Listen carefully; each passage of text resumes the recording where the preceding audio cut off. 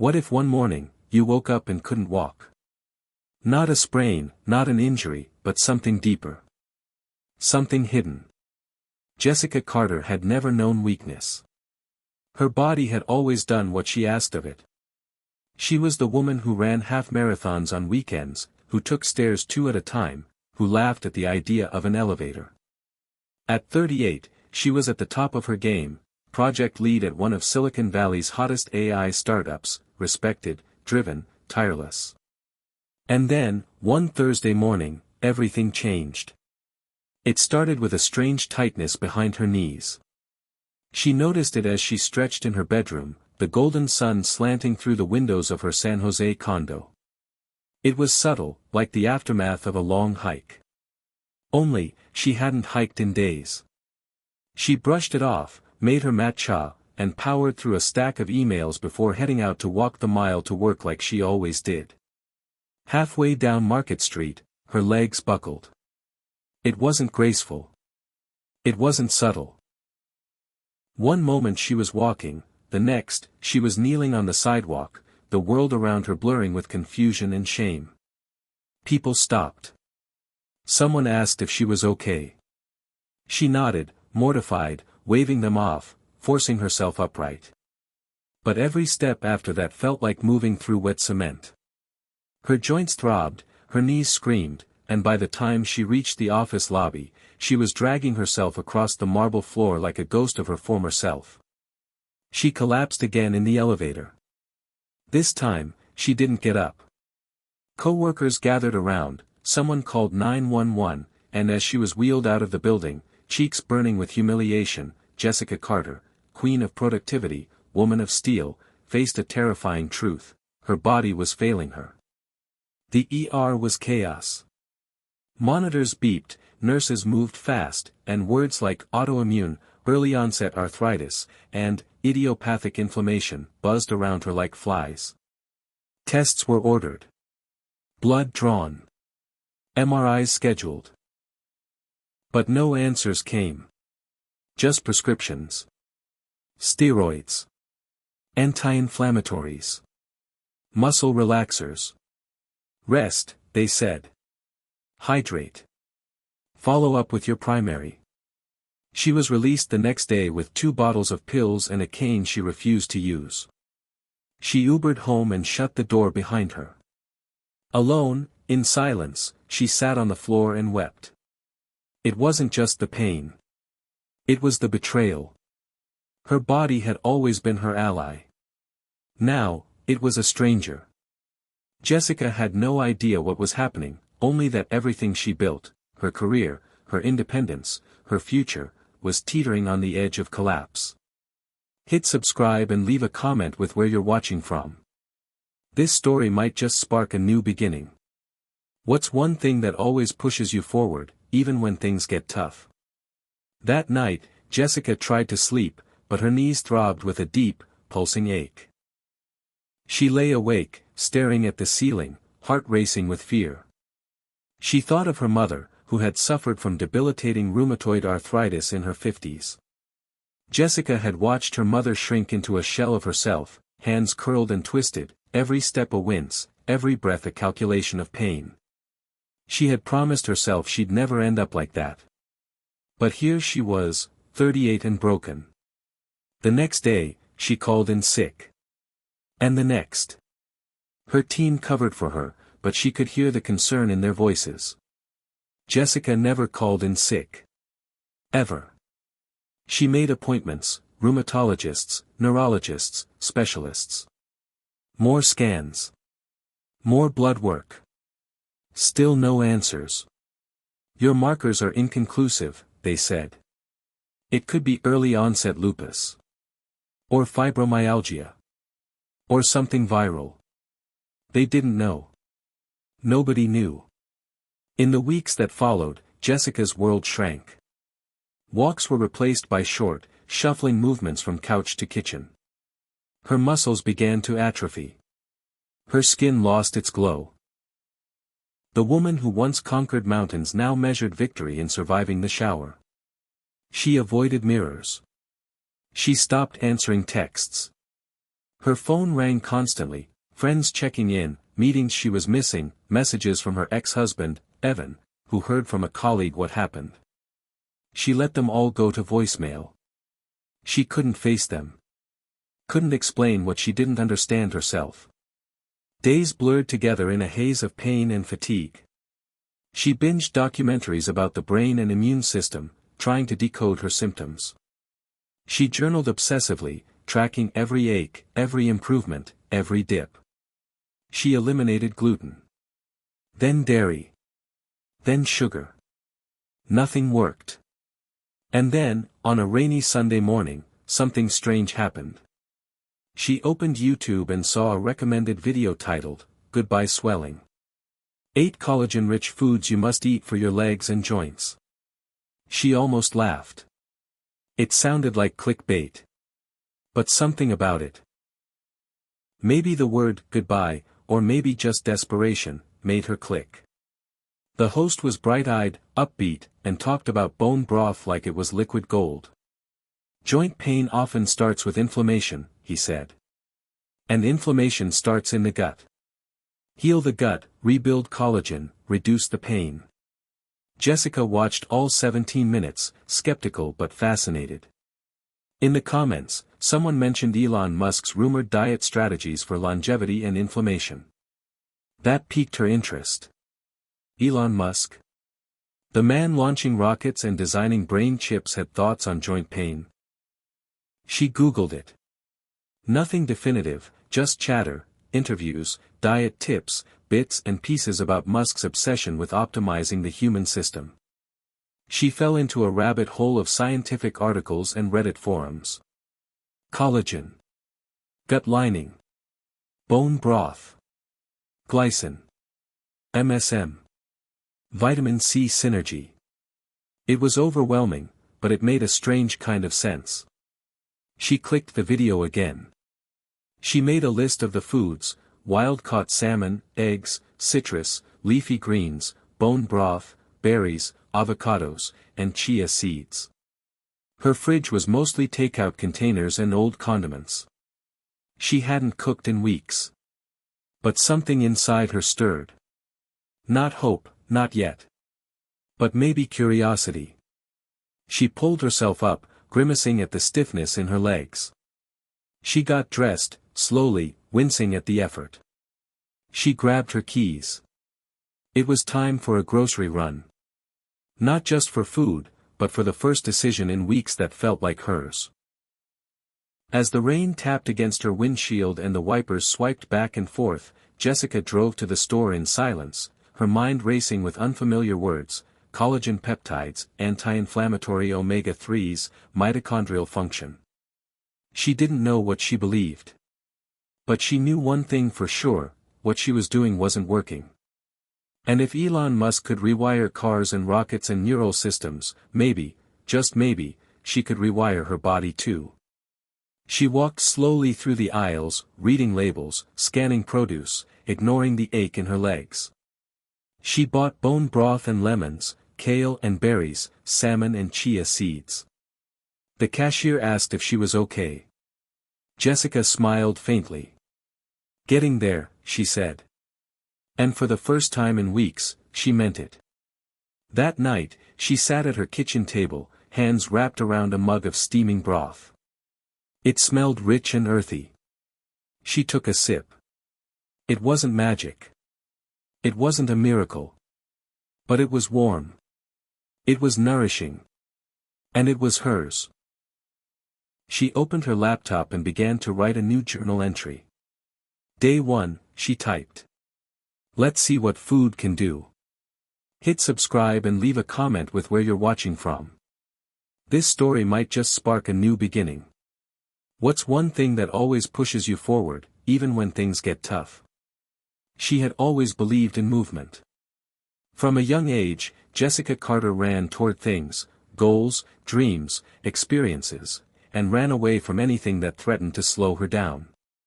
She wasn't just a child who liked to move, she was obsessed with momentum. Her father used to say, "You'll burn yourself out before you're 21, and her mother would laugh and shake her head, always proud of her daughter's ambition but afraid of where it might lead. Jessica didn't listen. She was the type to do ballet and basketball at the same time, to organize science fairs while practicing violin. Her body was never a burden. It was a tool, a reliable machine that let her do everything she wanted to do without hesitation or doubt. By her 20s, she had earned a degree in biomedical engineering from Stanford, worked 2 internships, and founded a nonprofit on the side. Her life felt like a series of tightly wound dominoes, each one falling perfectly into place. And she liked it that way. She dated a little, fell in and out of love once or twice, but her real relationship was with progress. When she met Evan in a product design sprint during a summer accelerator, it didn't feel like fireworks. It felt like a merger. He was structured, analytical, the only one who challenged her logic and beat her at whiteboard games. He liked hiking, jazz, and cold brew with oat milk. They made a good team, until they didn't. The cracks had started small, her late hours, his quiet need for presence she couldn't give. He wanted a dog. She wanted another promotion. He wanted slow mornings. She wanted productivity. It ended like most things in her life, clean, precise, without drama. "I still care about you," she said, when they sat on opposite ends of the same couch. "But I can't slow down right now." Evan didn't argue. He nodded, picked up the mug she bought him, and walked out. That was 2 years ago. They hadn't spoken since, except for the occasional accidental email CC or brief LinkedIn update. She told herself it was for the best. She didn't have time to look back.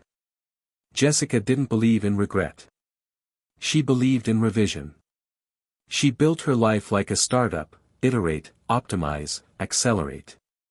But now, lying on her side in sweatpants that didn't quite fit anymore, body stiff and uncooperative, she was face to face with the one thing she never accounted for, failure at the biological level.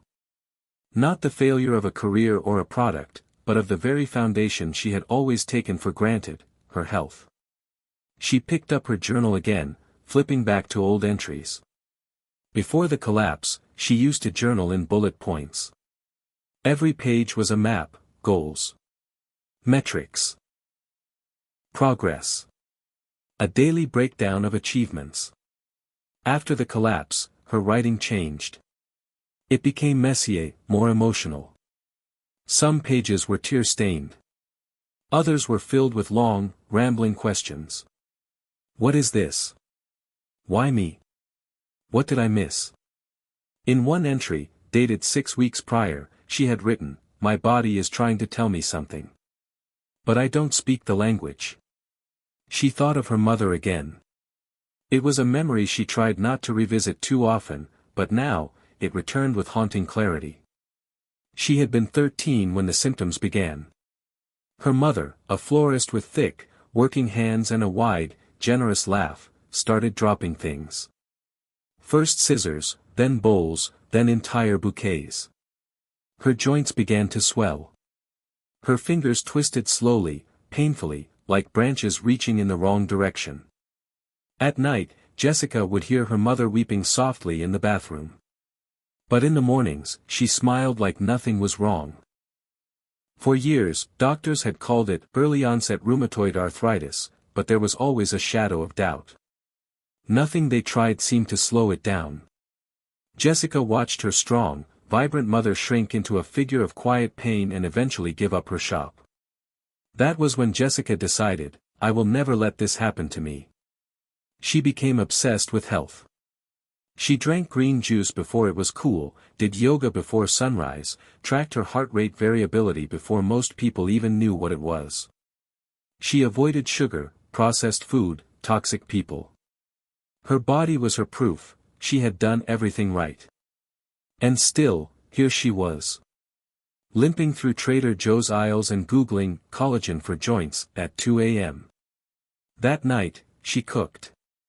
It wasn't a recipe, just an instinct. She simmered bone broth, squeezed fresh lemon, added kale, garlic, ginger, and wild salmon to a pot and let it steam into something she hoped resembled healing. She ate in silence, chewing slowly. Every bite was purposeful. Every swallow a small prayer. She didn't expect it to work overnight. But it felt like reclaiming something, her agency, her intention. Food had always been fuel. Now, maybe it could be more. The next morning, her legs still ached. But it wasn't as sharp. More like a dull burn than a scream. She noted it. Day 2. Slightly better.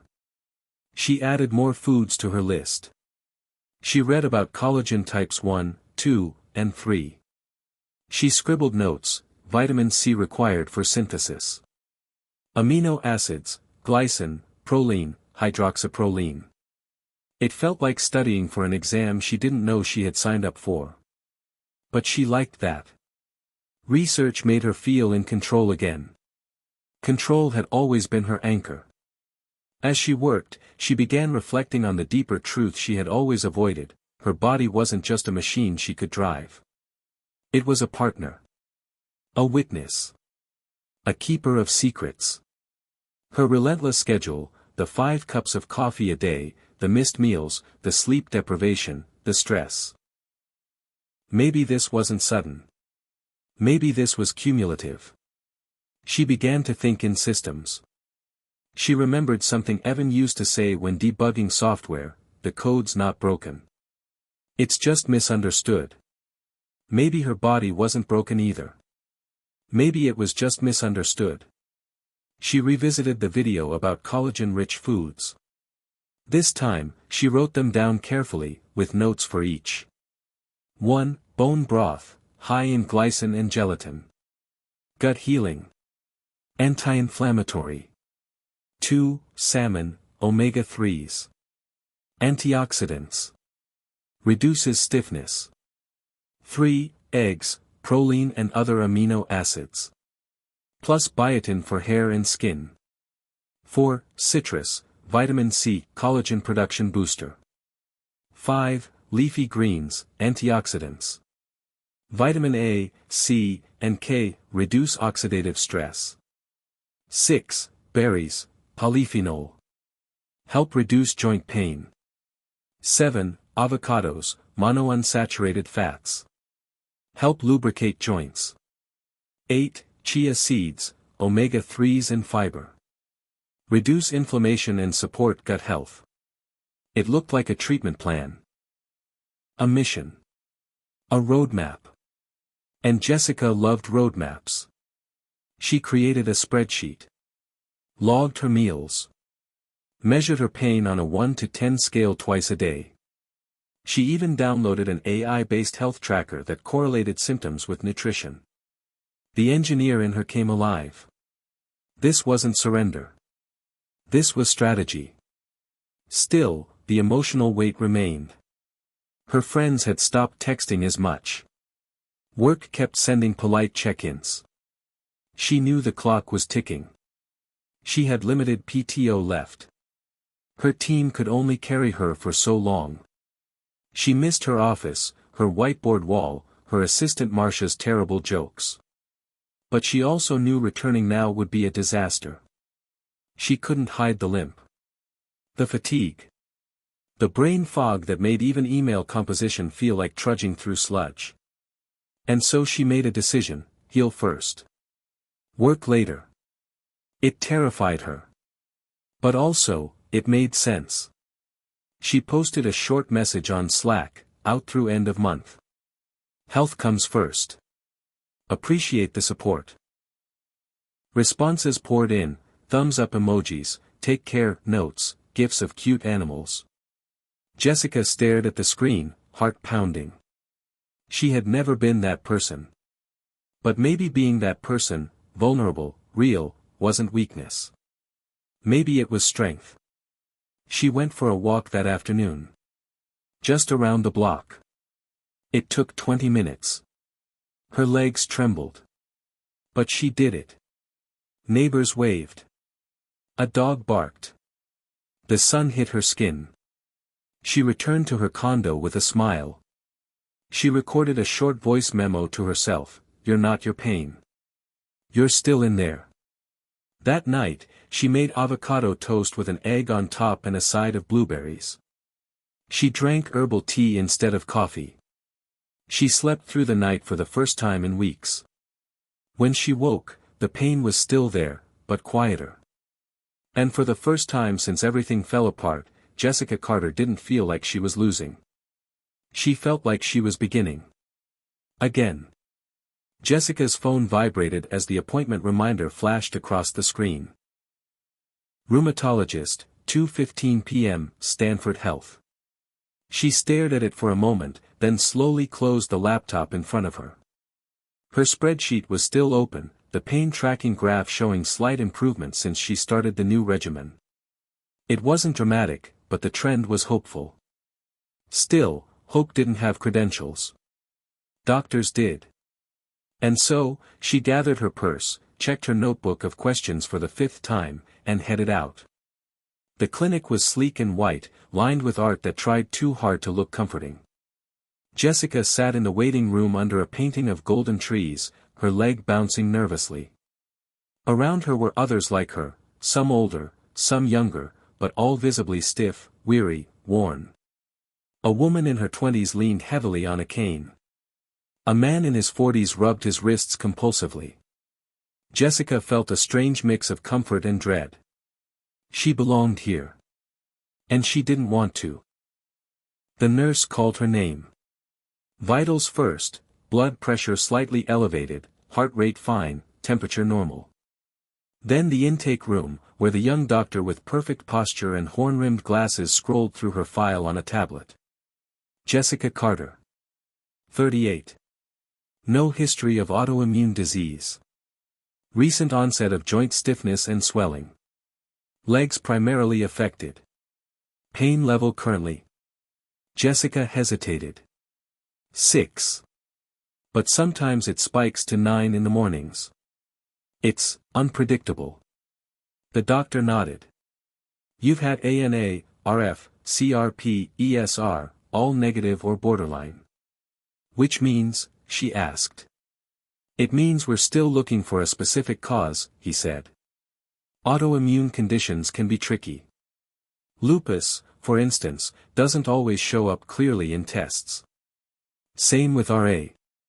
Sometimes symptoms precede lab confirmation. Or it could be fibromyalgia. Or even a post-viral inflammatory reaction. Jessica's stomach sank. So you don't know. We have theories, he said calmly. But without clear markers, it's difficult to be definitive. He tapped on his tablet again.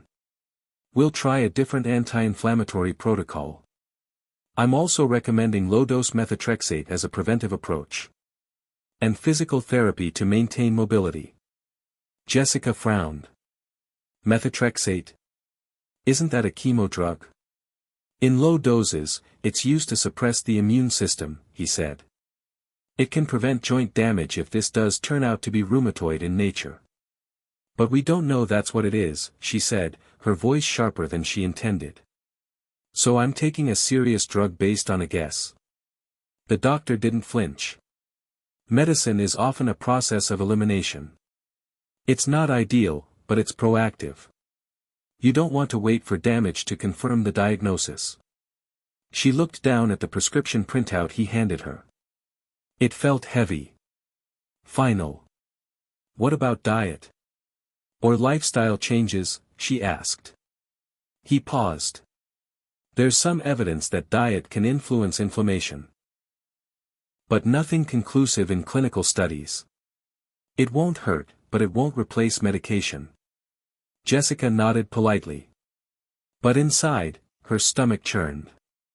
The visit ended like most of the others, with more uncertainty and more drugs. As she walked slowly back to her car, her mind swirled.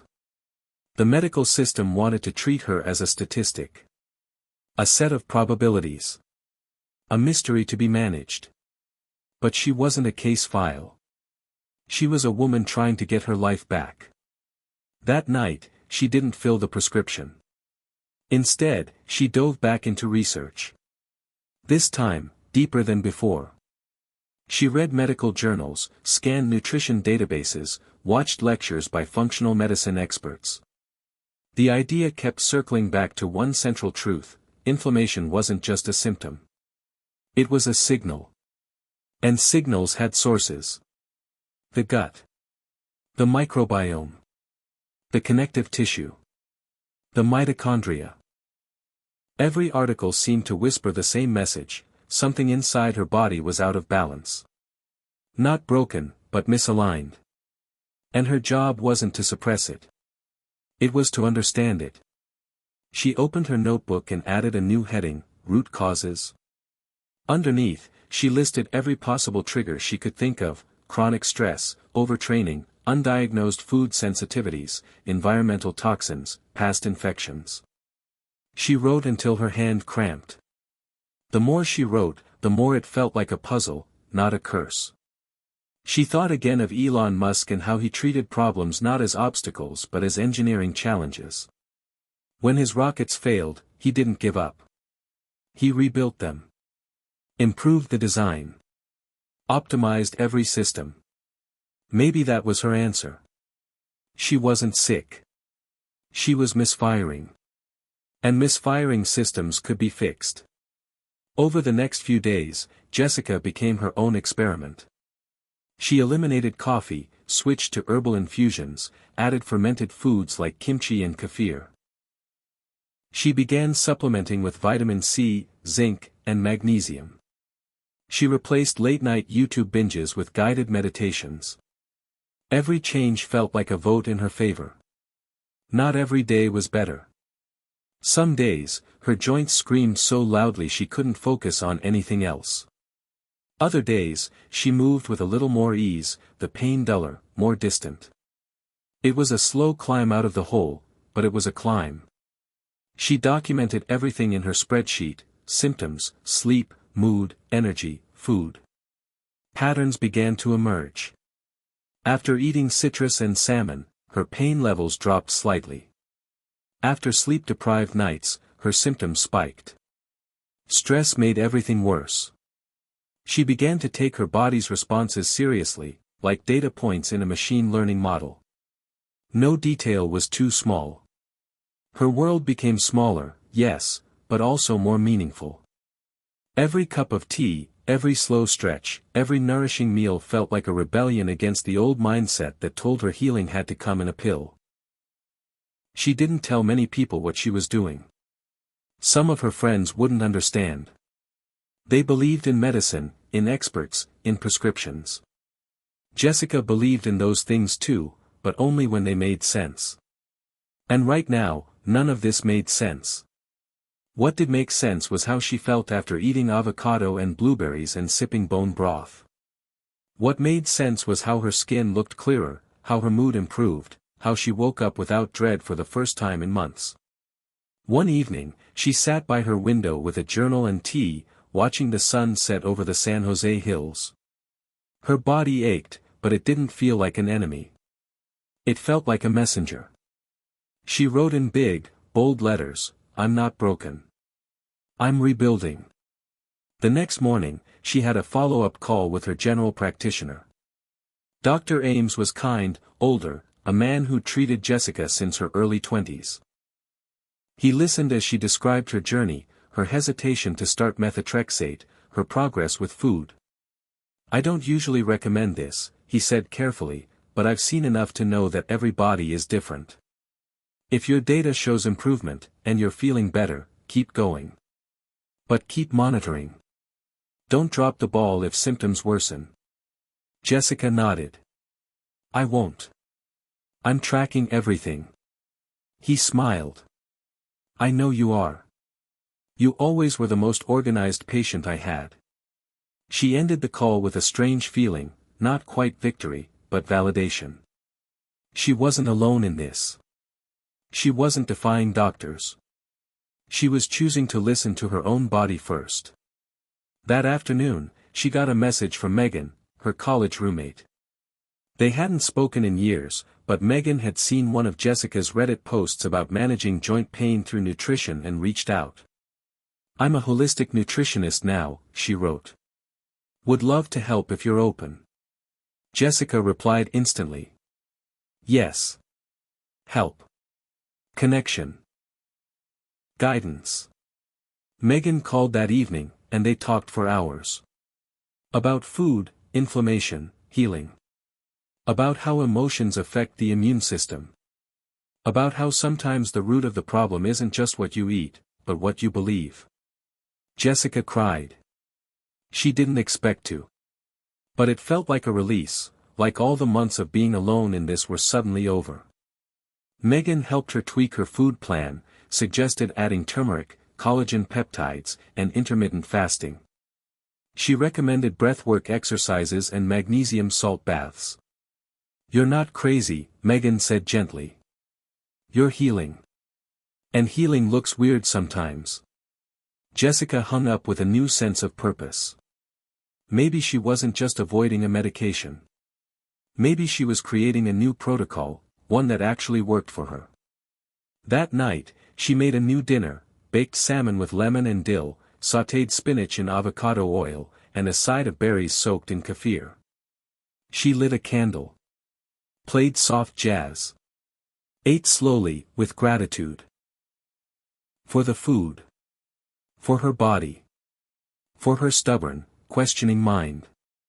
And for the first time since she collapsed on Market Street, Jessica felt something real rise up inside her, not just relief, not just progress, but power. The system had failed her. But she hadn't failed herself. Not yet. And maybe, just maybe, she never would. Jessica sat cross-legged on the floor, laptop perched on the ottoman, surrounded by a growing fortress of books, printouts, and half-drunk mugs of herbal tea. Her living room, once minimalist and sleek, had become a command center, equal parts research lab, recovery zone, and war room.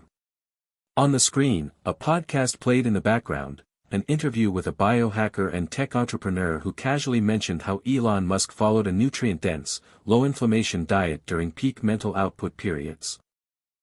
You can't operate on Mars if your joints hurt, the guest joked. Jessica smirked. It sounded ridiculous. But there was a grain of truth in it. Peak performance wasn't just mental, it was cellular. And if she had to think like Musk to get her body back, she would. She opened a new document and typed a title without flinching, the Elon Protocol.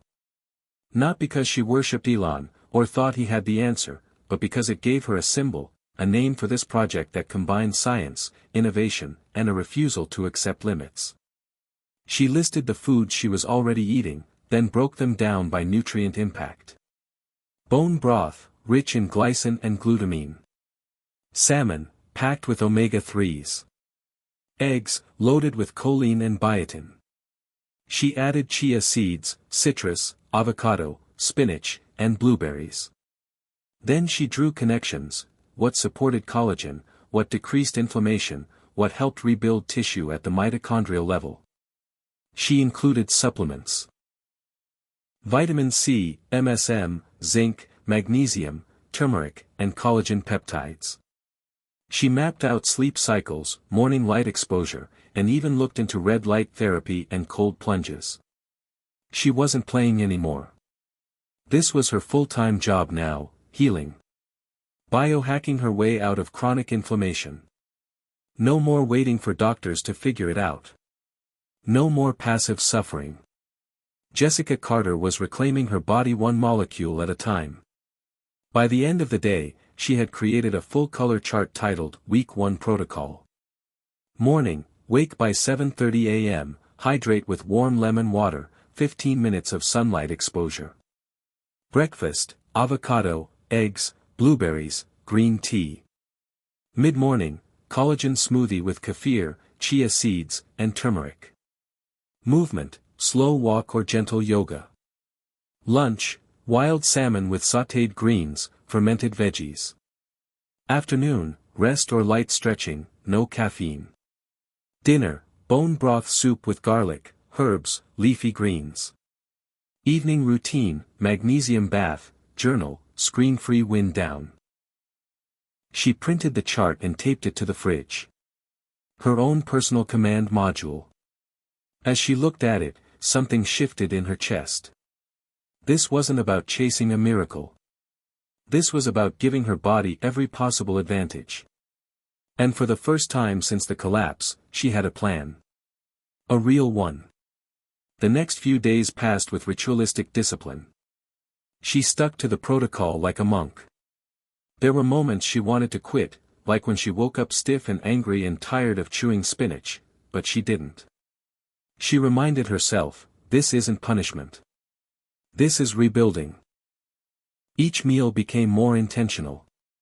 She learned to enjoy the process of cooking, measuring, layering flavors, even plating her food like a chef. It wasn't just nourishment. It was affirmation. You're worth this. You're still here. On the third day of the protocol, something remarkable happened. Jessica woke up and sat up in bed without clutching her knees. It was small. Barely noticeable.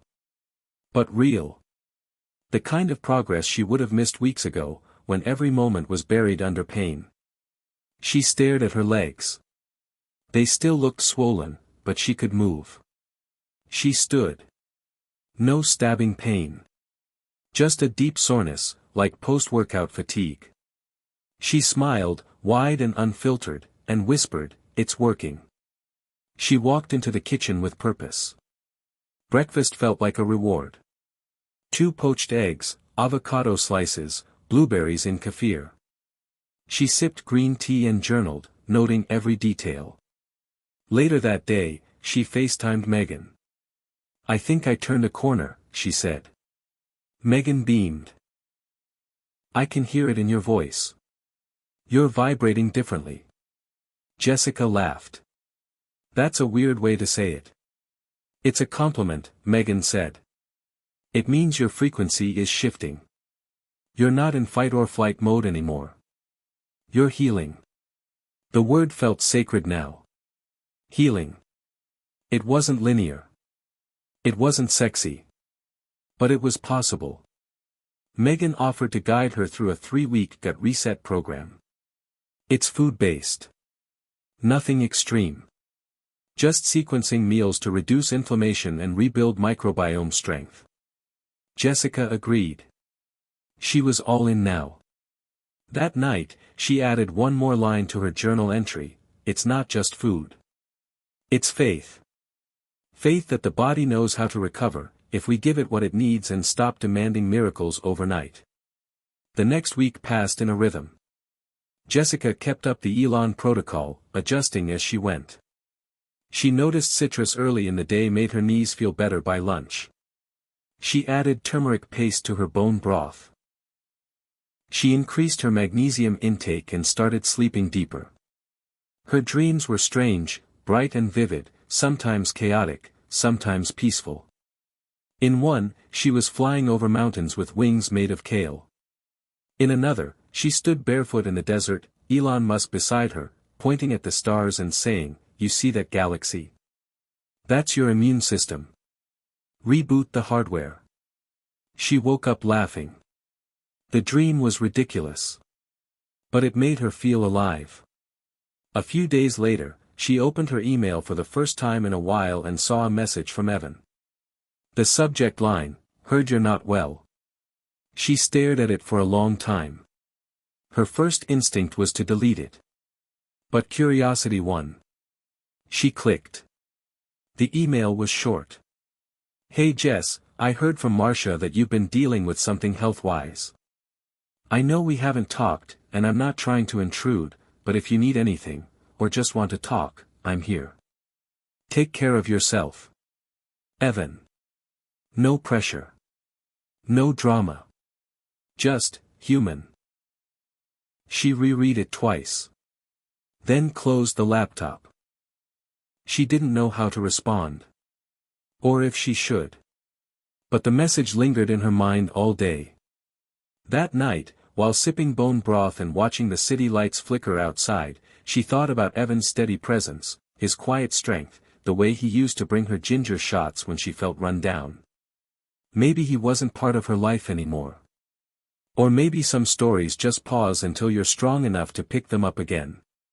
But for now, she stayed focused. On her breath. Her food.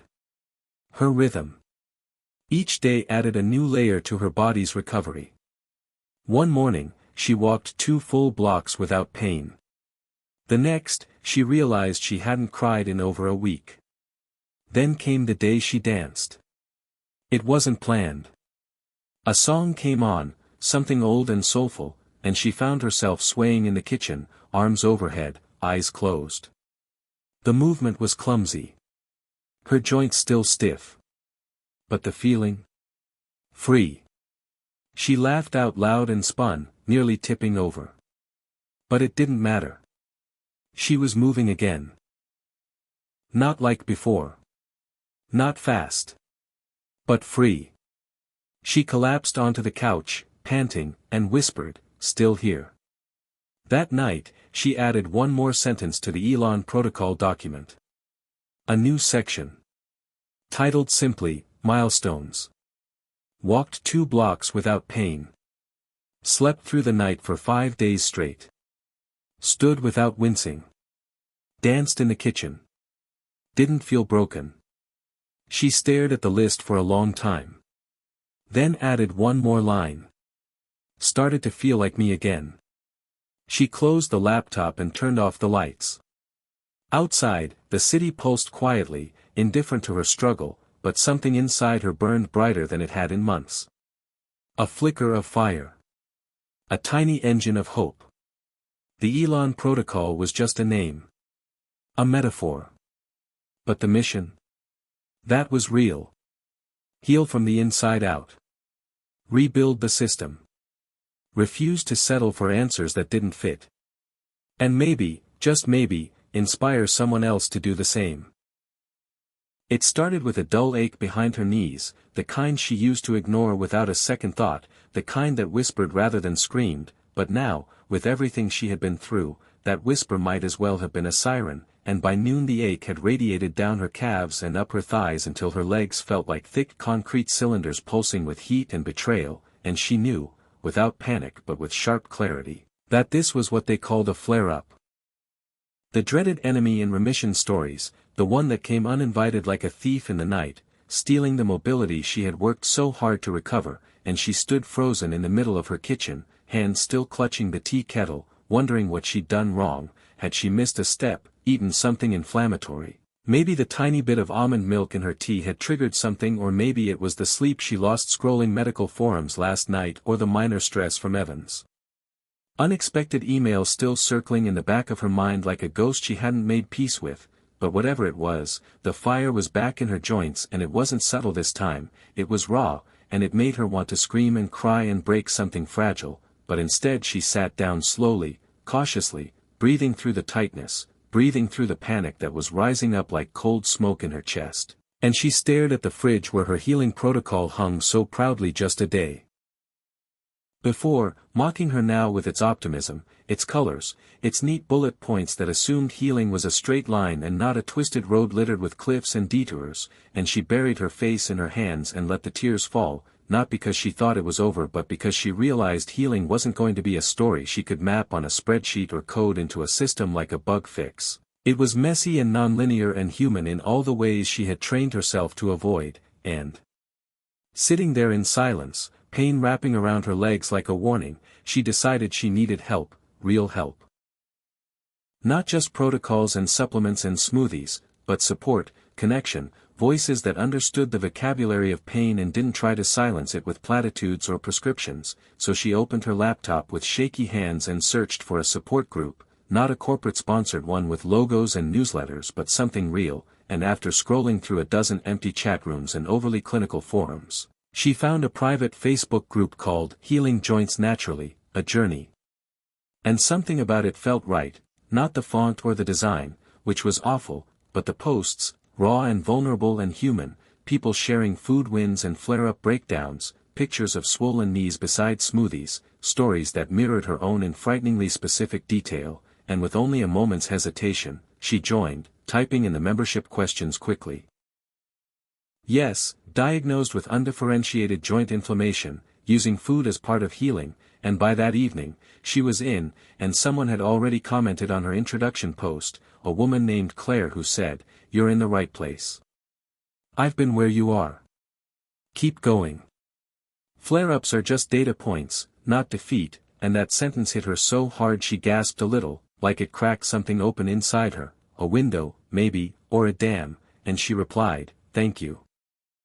I needed to hear that more than you know," and over the next hour, she scrolled and read, letting their stories wrap around her like a weighted blanket, people using turmeric compresses, others swearing by bone broth or castor oil packs or mindful meditation before bed, people who weren't doctors but knew what it felt like to dread stairs or celebrate brushing your hair without pain, and suddenly she wasn't alone. And being not alone made the pain feel, not smaller, exactly, but more bearable.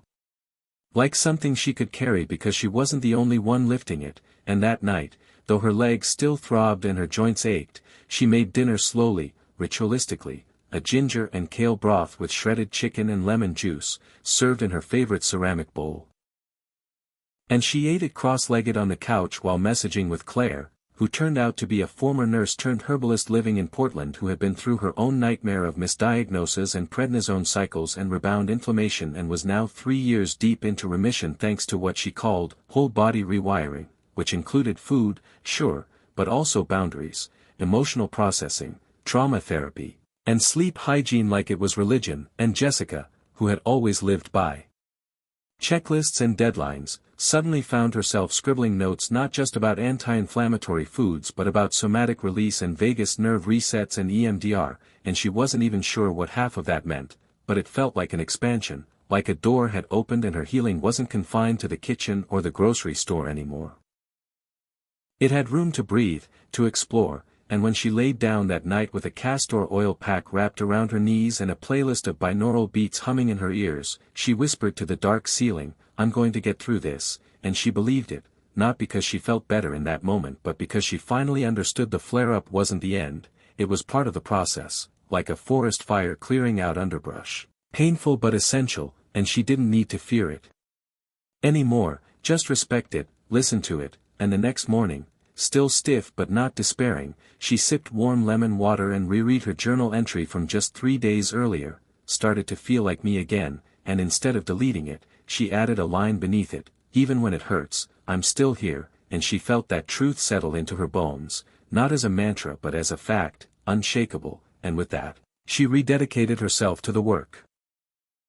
Not with desperation, but with gentleness, with curiosity, and when Megan called to check in, she told her about the flare-up and the support group and Claire and everything she was learning, and Megan just listened, didn't interrupt or problem-solve, just said, "That's huge, Jess. I'm proud of you for riding the wave instead of fighting it," and Jessica felt tears prick her eyes again but this time it wasn't sadness, it was something closer to pride, the quiet kind that comes when you realize you're stronger than the story you used to believe about yourself, and that afternoon, when the pain subsided just a little, she put on real clothes for the first time in days, not leggings and an old hoodie but jeans, soft and broken in, and a sweater she hadn't worn since last fall. And she looked in the mirror and said out loud, "Hi," like she was greeting someone she hadn't seen in a while, and maybe she was, maybe the flare-up had peeled something back and what was underneath was the real Jessica. Not the hyper-efficient startup warrior but the softer version, the version who slowed down, who listened, who healed, and in that moment, she felt more powerful than she had in months, not because she had conquered the pain but because she had stopped letting it define her progress, and she ended the night back on the support group, posting a photo of her bone broth bowl and writing, "Had a flare-up. Didn't quit. Learned more about my body in 48 hours than in the last 2 months. This healing thing. It's not linear. But I'm still climbing," and the comments poured in, hearts, encouragement, stories of flare-ups and recoveries and relapses and wins, and Jessica read every single one, hand resting on her thigh, swollen but no longer alien, and for the first time since the collapse, she felt not just like a woman healing but a woman leading, not because she had all the answers but because she wasn't pretending anymore, and that, more than any supplement, any protocol, any doctor, was the beginning of something real. The next morning was different, not painless, but steadier, like the flare-up had retreated, not entirely gone but easing its grip, and Jessica, standing in her slippers by the kitchen island, felt an odd calm in her chest, the kind that didn't come from progress or results but from something deeper, like alignment, and she knew today was about building, not fixing, not surviving, not reacting, but building. So she grabbed a fresh notepad, tore off the old grocery lists, and wrote in bold letters. At the top, anti-inflammation kitchen overhaul. Because if she was really going to do this, if she was going to give her body everything it needed to thrive, not just exist, then it had to start here, in this space, where food went from idea to fuel to recovery, and she was done treating it like a place for reheating or convenience or guilt. It was going to become her lab, her temple, her center. And the first thing she did was open every cabinet and drawer and remove anything that didn't serve her healing, a purge of old belief systems and quick fixes. Out went the protein bars with 16 ingredients she couldn't pronounce, the canned soups with hidden sugars and mystery oils, the crackers she used to eat while working late, pretending they were light, but knowing full well they left her bloated and empty, and when she was done, 2 bags sat by the door, full of processed noise, and her pantry was suddenly quiet, clean, intentional. Nothing left but raw almonds, quinoa, turmeric, chia, flaxseed, lentils, and mason jars half filled with collagen powder and sun-dried goji berries, and it felt like a declaration, like she was saying to her body, I believe in you now, and her fridge got the same treatment, every shelf wiped down, every item interrogated, because she wasn't just stocking food anymore, she was curating medicine, selecting inputs with precision and care, like Musk engineering a rocket for Mars, nothing accidental, nothing tolerated unless it served the mission. And soon the shelves gleamed with colorful containers, pre-washed kale and spinach, roasted beets in lemon and olive oil, jars of homemade broth labeled with dates, fresh salmon and pasture-raised eggs, ginger, garlic, citrus, fermented carrots, and a mason jar of vibrant green dressing Megan had taught her to make, cilantro, avocado, lime, sea salt, and a splash of apple cider vinegar, blended until smooth. And Jessica stared at it all like it was art. Like the body she wanted was being built one ingredient at a time, and that thought was so beautiful she had to sit down for a moment, hand over her chest, just breathing it in, because for the first time in a long time, her kitchen didn't remind her of loss or fear or frustration, it reminded her of power, and later that afternoon, Claire messaged her, "What's one thing you're doing today to tell your body you're on its side?" And without thinking, Jessica snapped a photo of the fridge and wrote, "This." All of this, and Claire replied with a heart and a single word, yes, and it felt like a high five across the internet, woman to woman, warrior to warrior, and Jessica realized how much that mattered, to be seen, to be supported, to be believed in, not for pretending to be better but for choosing to fight anyway, and that evening, she decided to cook a real dinner, not just a functional one, not just protein and greens, but something layered, something that fed the soul as much as the joints. So she pulled out her recipe binder and started crafting, baked turmeric chicken thighs marinated in lemon and garlic, served with roasted sweet potatoes tossed in ghee and cinnamon, and a side of sautéed kale with caramelized onions, and as it cooked, the whole apartment filled with a warm, earthy smell that wrapped around her like a hug from the inside out. And when she sat down to eat, she didn't rush, didn't scroll, didn't calculate calories or wonder if it was enough, she just ate, slowly, fully, gratefully, every bite a message to her body, I'm listening, I'm learning, I love you, and as she finished the last forkful, she closed her eyes and whispered, this is healing, and it wasn't dramatic or revolutionary or perfect. But it was real, and real was everything, and the next morning, she woke up with less stiffness than expected and decided to take her new strength out for a walk, just a few blocks to the community garden she used to visit before all this began, and the air was crisp, the sun soft, and every step felt like a small triumph, her feet hitting the pavement in slow rhythm, her breath steady, her mind uncluttered, and when she reached the garden, she just stood there for a minute, taking it all in. The rows of kale and chard and tomatoes beginning to ripen, the bees floating lazily through lavender bushes, the silence of soil doing its quiet work.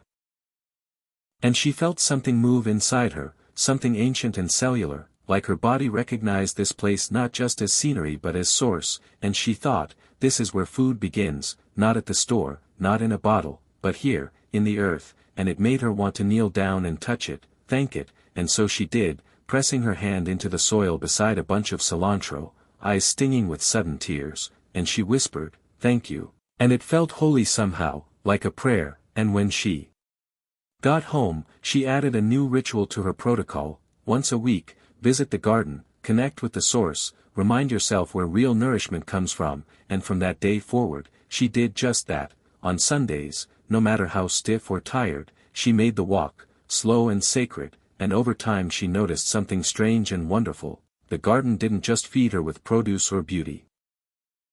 It reminded her of the pace of healing, of growth underground, unseen, that mattered just as much as what was visible, and she started trusting that maybe her body was healing even when she couldn't feel it, even on the hard days, because roots were forming, systems repairing, deeper than she could measure, and that thought carried her through the next few weeks, through minor flares and moments of doubt. And each time she wanted to quit or question everything, she'd stand in her kitchen, hand resting on the fridge door, and say out loud, "Trust the process." And sometimes that was enough to keep going, and sometimes it wasn't, but she kept going anyway, and slowly, the days with energy started to outnumber the ones without, and the nights with rest grew more frequent, and her mind, once dominated by fear and uncertainty, became a place of curiosity and peace, not all the time, but often enough to notice. And one afternoon, while journaling by the window, legs curled underneath her on a cushion, she wrote a single sentence that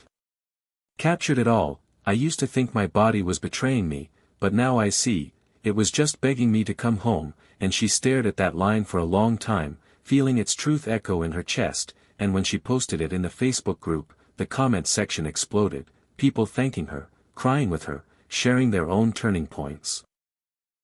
And she realized that healing wasn't just about what she ate or how much she stretched or slept, it was about connection, about sharing the journey in its raw, messy, beautiful form. And maybe that was the real protocol, the real cure: not perfection, not control, but presence. And as the sun dipped behind the city skyline and the room filled with golden light, she looked down at her legs, still swollen in places, still tender, but stronger than they'd been in months, and she smiled, not because the swelling was gone, but because she finally knew who she was without it: not broken, not fragile, but whole, healing, and home.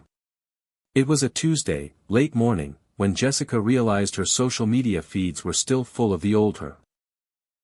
Ads for productivity hacks, quick meal replacements, glamorized hustle culture, influencer workouts promising pain-free joints in 30 days, with a single supplement and a promo code, and she sat on the couch, phone in hand, thumb frozen above the screen, stomach tight with irritation, not just at the lies, but at the version of herself who used to believe them, repost them, sometimes even sell them. And she wondered how much of her body's inflammation had been built not from food alone but from stress, pressure, chasing some illusion of control dressed up as fitness. And she thought about how many mornings she downed coffee and skipped breakfast, crunched through deadlines with protein bars and cortisol spikes, rewarded herself with high-intensity workouts even when her knees screamed, ignoring the warning signs because she thought discipline was the same as health. And now, sitting here in leggings and fuzzy socks with a half-eaten bowl of collagen oats and blueberries beside her, she knew better. She knew the algorithm was still feeding her the ghost of who she used to be, and she wasn't mad at the machine, she was mad at how long she'd let it define her worth. And with a sharp exhale, she opened her Instagram settings and began unfollowing fitness influencers who posted selfies with captioned workouts but never spoke about rest, biohackers selling monthly stacks of pills with no mention of food, productivity coaches who glamorized 5 a.m. mornings like everyone had a robot body and a personal chef, and even brands she used to work with, glossy and clean and toxic in ways she hadn't seen until now. And each click felt like a tiny freedom, a step back toward sovereignty, like she was reprogramming her own neural feed one unfollow at a time. And when she was done, her feed was almost blank, quiet and still, and it scared her for a second, the silence, but also relieved her, like walking out of a loud party that had gone on too long. And she sat there in the quiet, just her and the sound of traffic outside, and thought, this is the part no one talks about. The unlearning, the dismantling, the way healing isn't just physical, it's mental, digital, spiritual. And if she was really going to come home to her body, she had to also come home to her mind, and that meant feeding it something different, something real, and so she opened YouTube and typed in healing stories, and clicked on the first one that didn't look scripted or sleazy, a woman sitting in natural light, no makeup, hair undone, voice steady as she spoke about the long, slow road of reversing rheumatoid symptoms with food, therapy, and rest, and Jessica felt tears rise uninvited, not because the story was dramatic but because it was honest, the kind of story that didn't promise shortcuts or happy endings, just truth and resilience and the power of listening inward, and she realized how hungry she was for this kind of media, this kind of voice, and for the next few hours, she let herself binge. Not on junk content but on nourishment, on real voices, podcast interviews with holistic doctors who admitted they didn't know everything, TED Talks on the gut-brain axis, a video essay titled, Why Stillness is the Real Medicine, and each one felt like a puzzle piece falling into place, not giving her answers but giving her space, and by the end of the day, her whole media diet had shifted, her online world cleaner, softer, deeper, and that night, as she lay in bed with her knees wrapped in magnesium balm and a heating pad on low, she whispered, "This is the algorithm I want to live in," and the next morning, instead of reaching for her phone, she reached for her journal, and wrote, Day 1, Rewire, because it wasn't just her joints that needed healing, it was her inputs, and over the next week, she kept going, unfollowing noise, subscribing to nourishment, watching interviews with people like Dr. Mark Hyman and Dr. Terry Walls, learning about mitochondria and microglia, autoimmune reversal and nutritional density, and at first, it was overwhelming, the science, the terms, the protocols, but she approached it like a student, curious, patient, and each new layer made her feel more empowered, like she wasn't at the mercy of her diagnosis, she was part of the solution, and it made her think of Elon again. Not the billionaire persona, but the builder, the thinker, the one who didn't wait for systems to fix themselves, but dismantled and rebuilt them with audacity, and she realized that was what she was doing too, dismantling the system she'd been raised into, the system that told women to be thin, efficient, palatable, quiet, and fine, even when their bodies were screaming, and she thought, I'm not optimizing for weight or speed anymore, I'm optimizing for peace, for function, for longevity, and that felt revolutionary, even if no one else saw it, and one day, while walking the aisles of a health store in Midtown, she bumped into an old colleague, Jenny, who gasped when she saw her, Jess.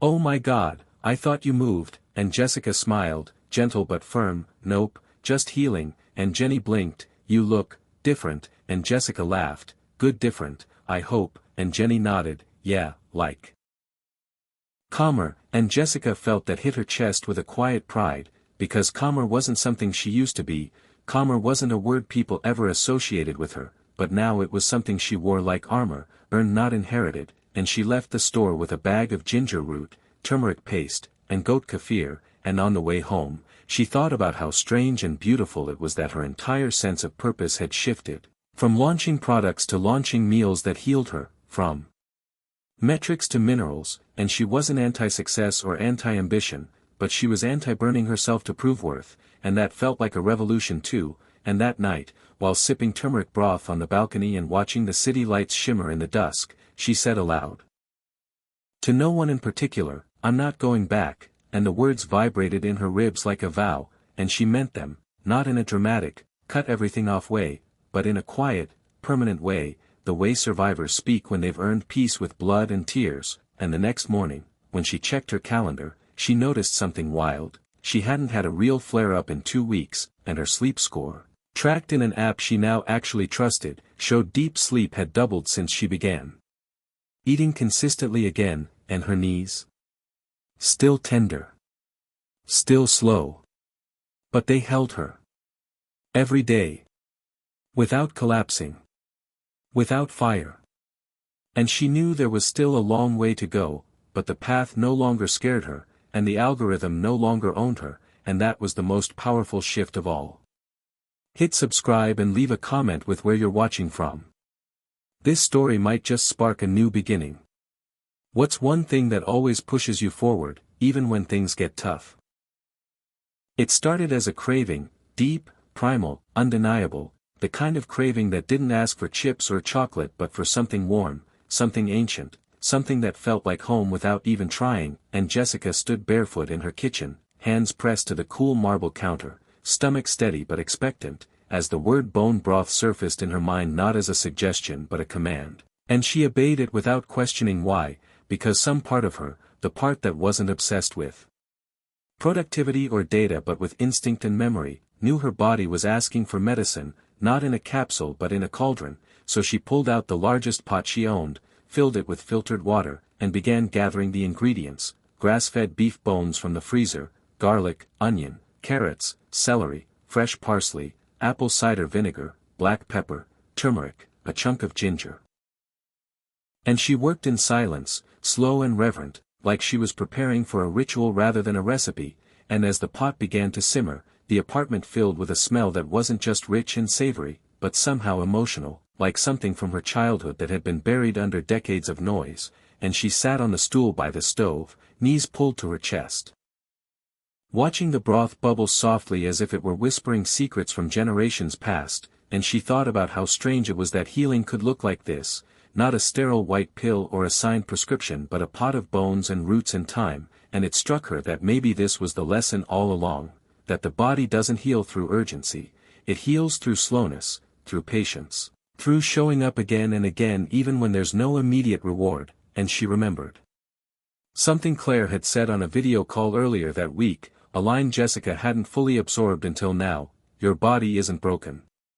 It's just trying to talk to you in a language you haven't learned yet, and this broth, this process, was a piece of that language, and the longer she sat with it, the more she felt like she was finally listening, really listening, and later that evening, after the broth had simmered for nearly 12 hours, she strained it into mason jars, golden and glistening, and poured herself a steaming cup, no spoon, no seasoning, just the pure essence of what she had created, and with the first sip, something shifted, not physically, not dramatically, but energetically, like her body recognized the nutrients, the collagen, the minerals, the marrow, as something it had been missing for far too long, and as the warmth moved through her chest and into her belly, she closed her eyes and thought, this is what safety tastes like, and that thought brought tears, not from sadness but from the overwhelming gratitude of giving her body something it had been silently begging for. And that night, after her evening journal and a 20-minute stretch session with lavender oil on her calves, she made a pact with herself, writing it in thick, black pen at the top of a fresh page: 1 cup of bone broth every day. Not for results. Not for rules. For respect, and she signed it, literally signed it, like it was a contract between her and her cells, and for the next week, she kept it. Every morning, before coffee, or screens or stress, she sipped her broth, sitting by the window, watching the sky shift from blue to gold, and it became more than routine, it became sacred, and she noticed the difference, not all at once, not in ways that would make for a viral before and after post, but subtly, truly, less bloating, smoother digestion, a softness in her joints that hadn't been there before, a deeper sleep, even a brightness in her skin that Megan commented on one night while they FaceTimed. "You're glowing, Jess. You seriously look 10 years younger," and Jessica laughed, surprised by how good it felt to hear that without immediately dismissing it, and she replied, "It's the broth. And the not hating my body part," and Megan grinned. "That'll do it," and that night Jessica added another line to her journal, just beneath her pact: "Maybe love is a nutrient, too," and the next morning, while she stirred fresh turmeric into her cup and added a pinch of sea salt, she thought about how far she'd come, from the woman who couldn't walk without pain, who cried over kale and cursed her knees, to the woman who now stood tall in her kitchen, feeding herself like she mattered, not just because she wanted to feel better but because she finally believed she was worth it, and that was a kind of healing no lab test could measure. And she thought, if I ever tell this story, if I ever write it down, this will be the chapter people skip, but it's the one they need the most, because this is where it changes, not when the swelling disappears but when the shame does. And she remembered something else Claire had said: healing isn't about never being in pain again.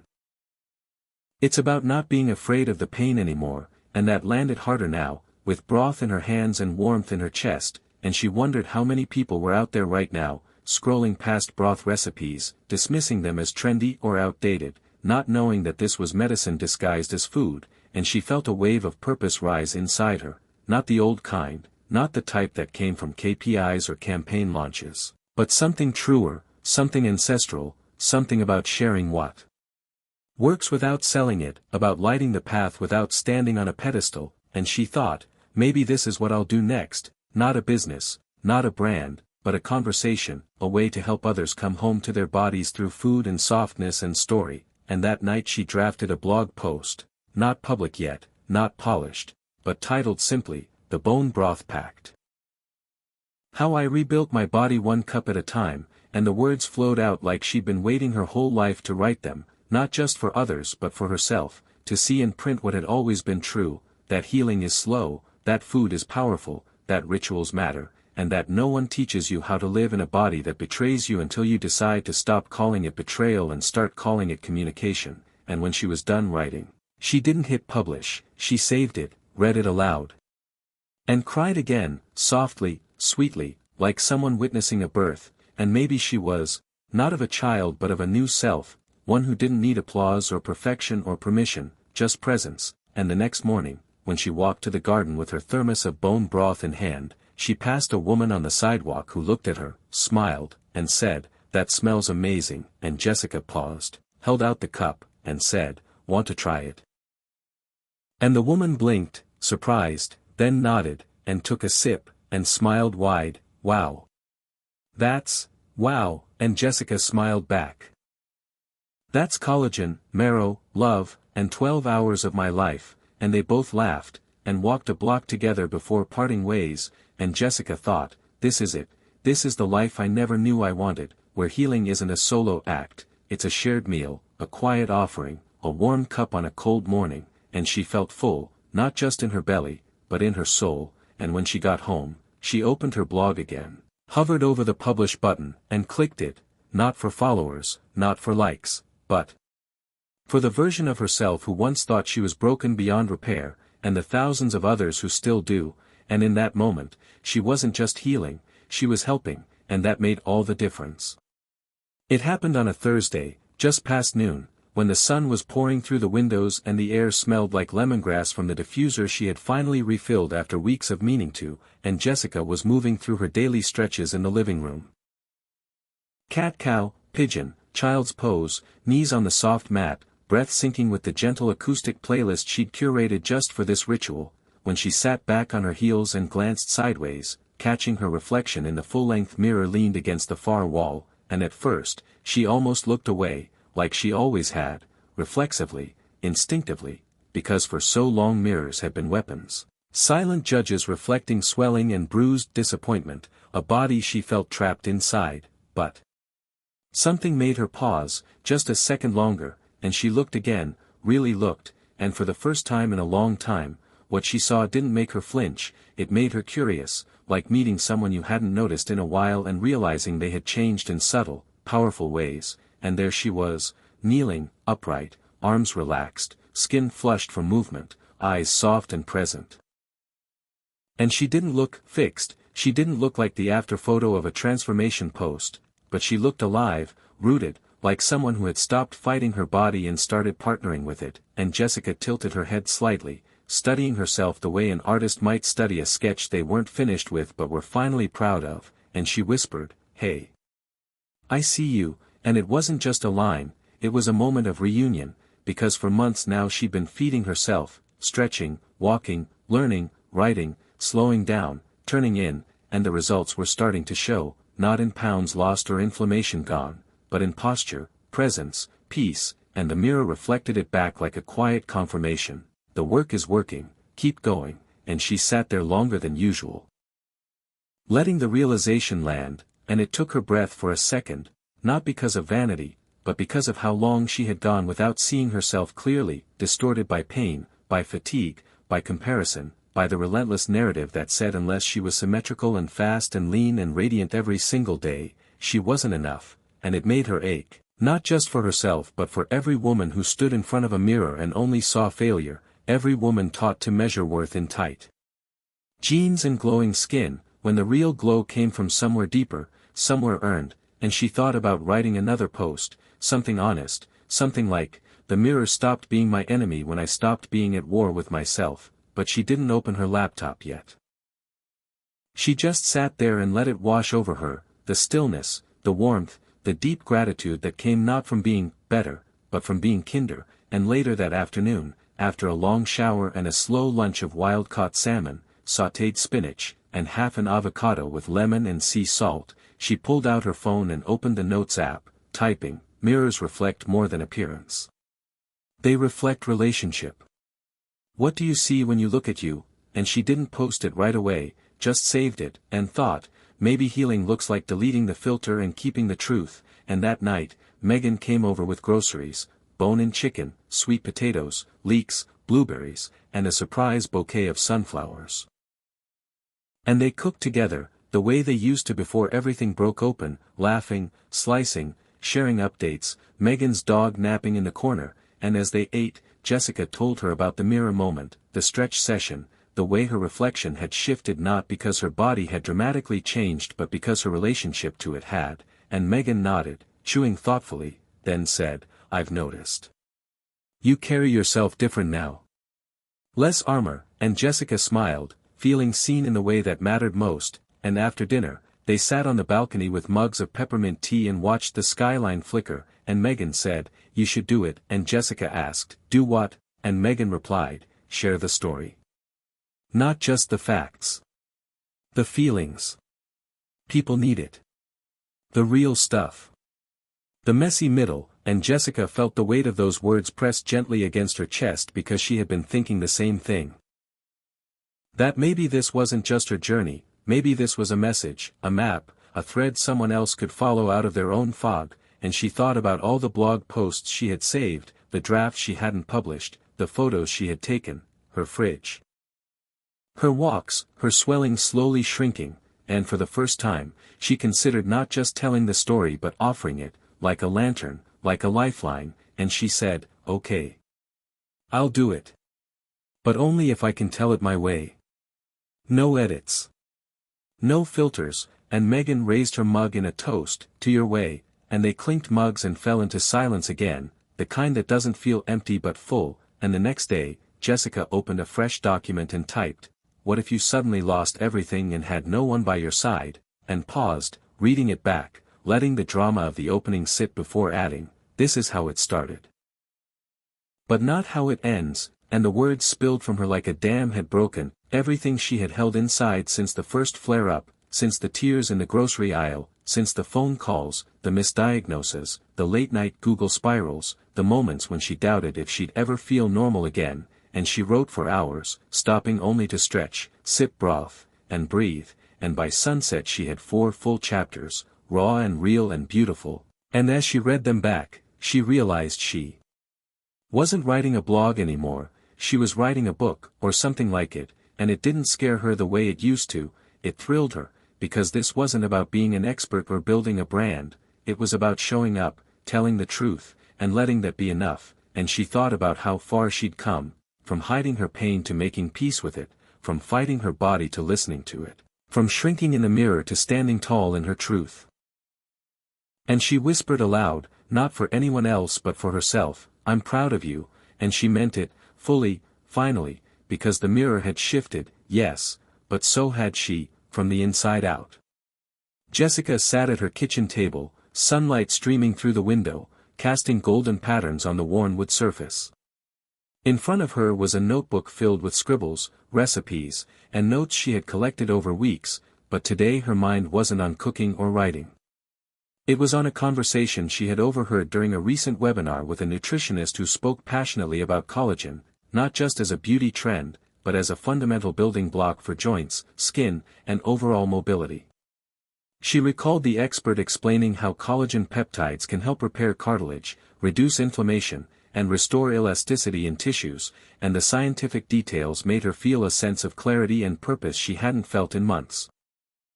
Jessica reached for her phone and searched collagen-rich foods, and immediately her screen filled with lists: bone broth, salmon, egg whites, citrus fruits, leafy greens, garlic, avocados, and nuts.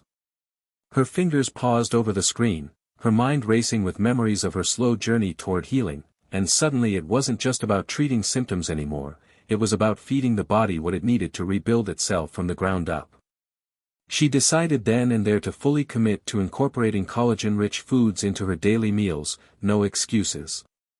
Over the next few days, Jessica dove deep into research, absorbing information on how amino acids like glycine, proline, and hydroxyproline found in collagen help stimulate the body's own collagen production, how vitamin C is essential for collagen synthesis, and how combining the right nutrients can make all the difference. Her grocery list became a manifesto. Wild salmon from the farmer's market, pasture-raised eggs, oranges bursting with juice, kale, garlic cloves, ripe avocados, and a bag of raw almonds. Preparing meals became an act of love and strategy. Each dish she made was a carefully crafted experiment in nourishment and healing. She roasted salmon with garlic and lemon, tossed kale and avocado with a citrus dressing, poached eggs on a bed of sautéed spinach, and simmered garlic and vegetable broth thickened with collagen peptides she ordered online after months of hesitation. As she ate, she noticed a subtle but undeniable change, a new energy coursing through her legs, a quiet easing in her joints that told her this wasn't coincidence. One morning, while stretching beside the window, she caught herself standing a little taller, smiling at her reflection with a new kind of respect. Jessica reached out to Megan, who had become her unofficial cheerleader and sounding board, and shared her newfound commitment. Megan, always the realist with a heart of gold, listened carefully and said, "Jess, this sounds like the kind of plan that could actually stick, because it's about more than quick fixes, it's about honoring your body's needs." That night, they FaceTimed and Megan teased, "So, you're turning into a collagen queen?" Jessica laughed, feeling the lightness she hadn't felt in weeks, and replied, "Exactly. I'm building a fortress out of salmon and bone broth." As weeks passed, Jessica's journal entries became more hopeful and less focused on pain. She wrote about feeling less stiff when she woke up, about her legs no longer aching after walks around the neighborhood, and about the unexpected joy of making meals that were as healing as they were delicious. She noticed how friends complimented her glow, how she moved with more ease during yoga, and how her confidence quietly rebuilt itself. But it wasn't just the physical improvements that amazed her, it was the mental shift, the way nourishing her body made her want to nurture other parts of her life that had been neglected, her creativity, her friendships, her dreams. One afternoon, after a particularly challenging stretch session that left her feeling strong and centered, she sat down and wrote a message to her growing online community of followers who had been sharing their own stories of swelling, pain, and resilience. She typed, "What if the secret to goodbye swelling isn't found in the medicine cabinet but on your plate? What if the foods you eat every day could be the key to unlocking your body's healing potential? I'm learning that collagen-rich foods are more than trends, they're lifelines. Let's heal together." She posted it with a picture of a vibrant salmon salad and waited, heart pounding. The responses came flooding in. Messages from women who had tried bone broth, stories of reduced joint pain, tips for making collagen-rich meals, and encouragements that made Jessica feel part of something bigger. This connection filled a space inside her she hadn't realized was empty, and it reinforced her belief that healing was never just about one person or one method, it was a collective journey. One evening, after another nourishing dinner and a long soak in an Epsom salt bath, Jessica reflected on how far she had come from the woman who once felt trapped by her body's limits. She realized that collagen wasn't a magic bullet, it was a symbol of her commitment to herself, a daily act of self-respect and hope. She closed her eyes and whispered to the quiet room, "Thank you for carrying me this far." Her phone buzzed. It was a message from Megan with a link to a podcast episode titled, "The Collagen Connection, How Nutrition Heals Joints." Jessica clicked play and listened as the expert explained that while collagen supplements can be helpful, the true power lies in whole foods and consistent lifestyle choices. The episode talked about the importance of rest, hydration, movement, and reducing inflammation through diet, and Jessica felt a surge of determination to keep pushing forward. The next morning, she started the day with a smoothie packed with spinach, frozen berries, collagen peptides, and a squeeze of fresh orange juice. As she sipped, she thought about all the parts of herself that needed repair, not just her legs and joints, but the bruised confidence, the whispered doubts, the days when she wanted to give up, and she realized that healing was messy and imperfect, but worth every stumble. Later that week, she attended a small local workshop on nutrition and wellness, where she met others who were on their own paths to recovery. Sharing stories, recipes, and struggles, Jessica felt less alone and more empowered. She even volunteered to speak briefly about her experience, surprising herself with the strength of her voice and the authenticity of her story. The workshop was a reminder that while technology and innovation might have their place, sometimes the oldest wisdom, eating real food, caring for your body, listening to its needs, was the most revolutionary act. On the walk home, Jessica stopped by a farmer's stand and picked up fresh ginger and turmeric roots, ingredients she planned to add to her bone broth, making it even richer in anti-inflammatory compounds. The vendor smiled knowingly and said, "You're doing something good for yourself." Jessica nodded, feeling proud, and replied, "I'm trying. Every day."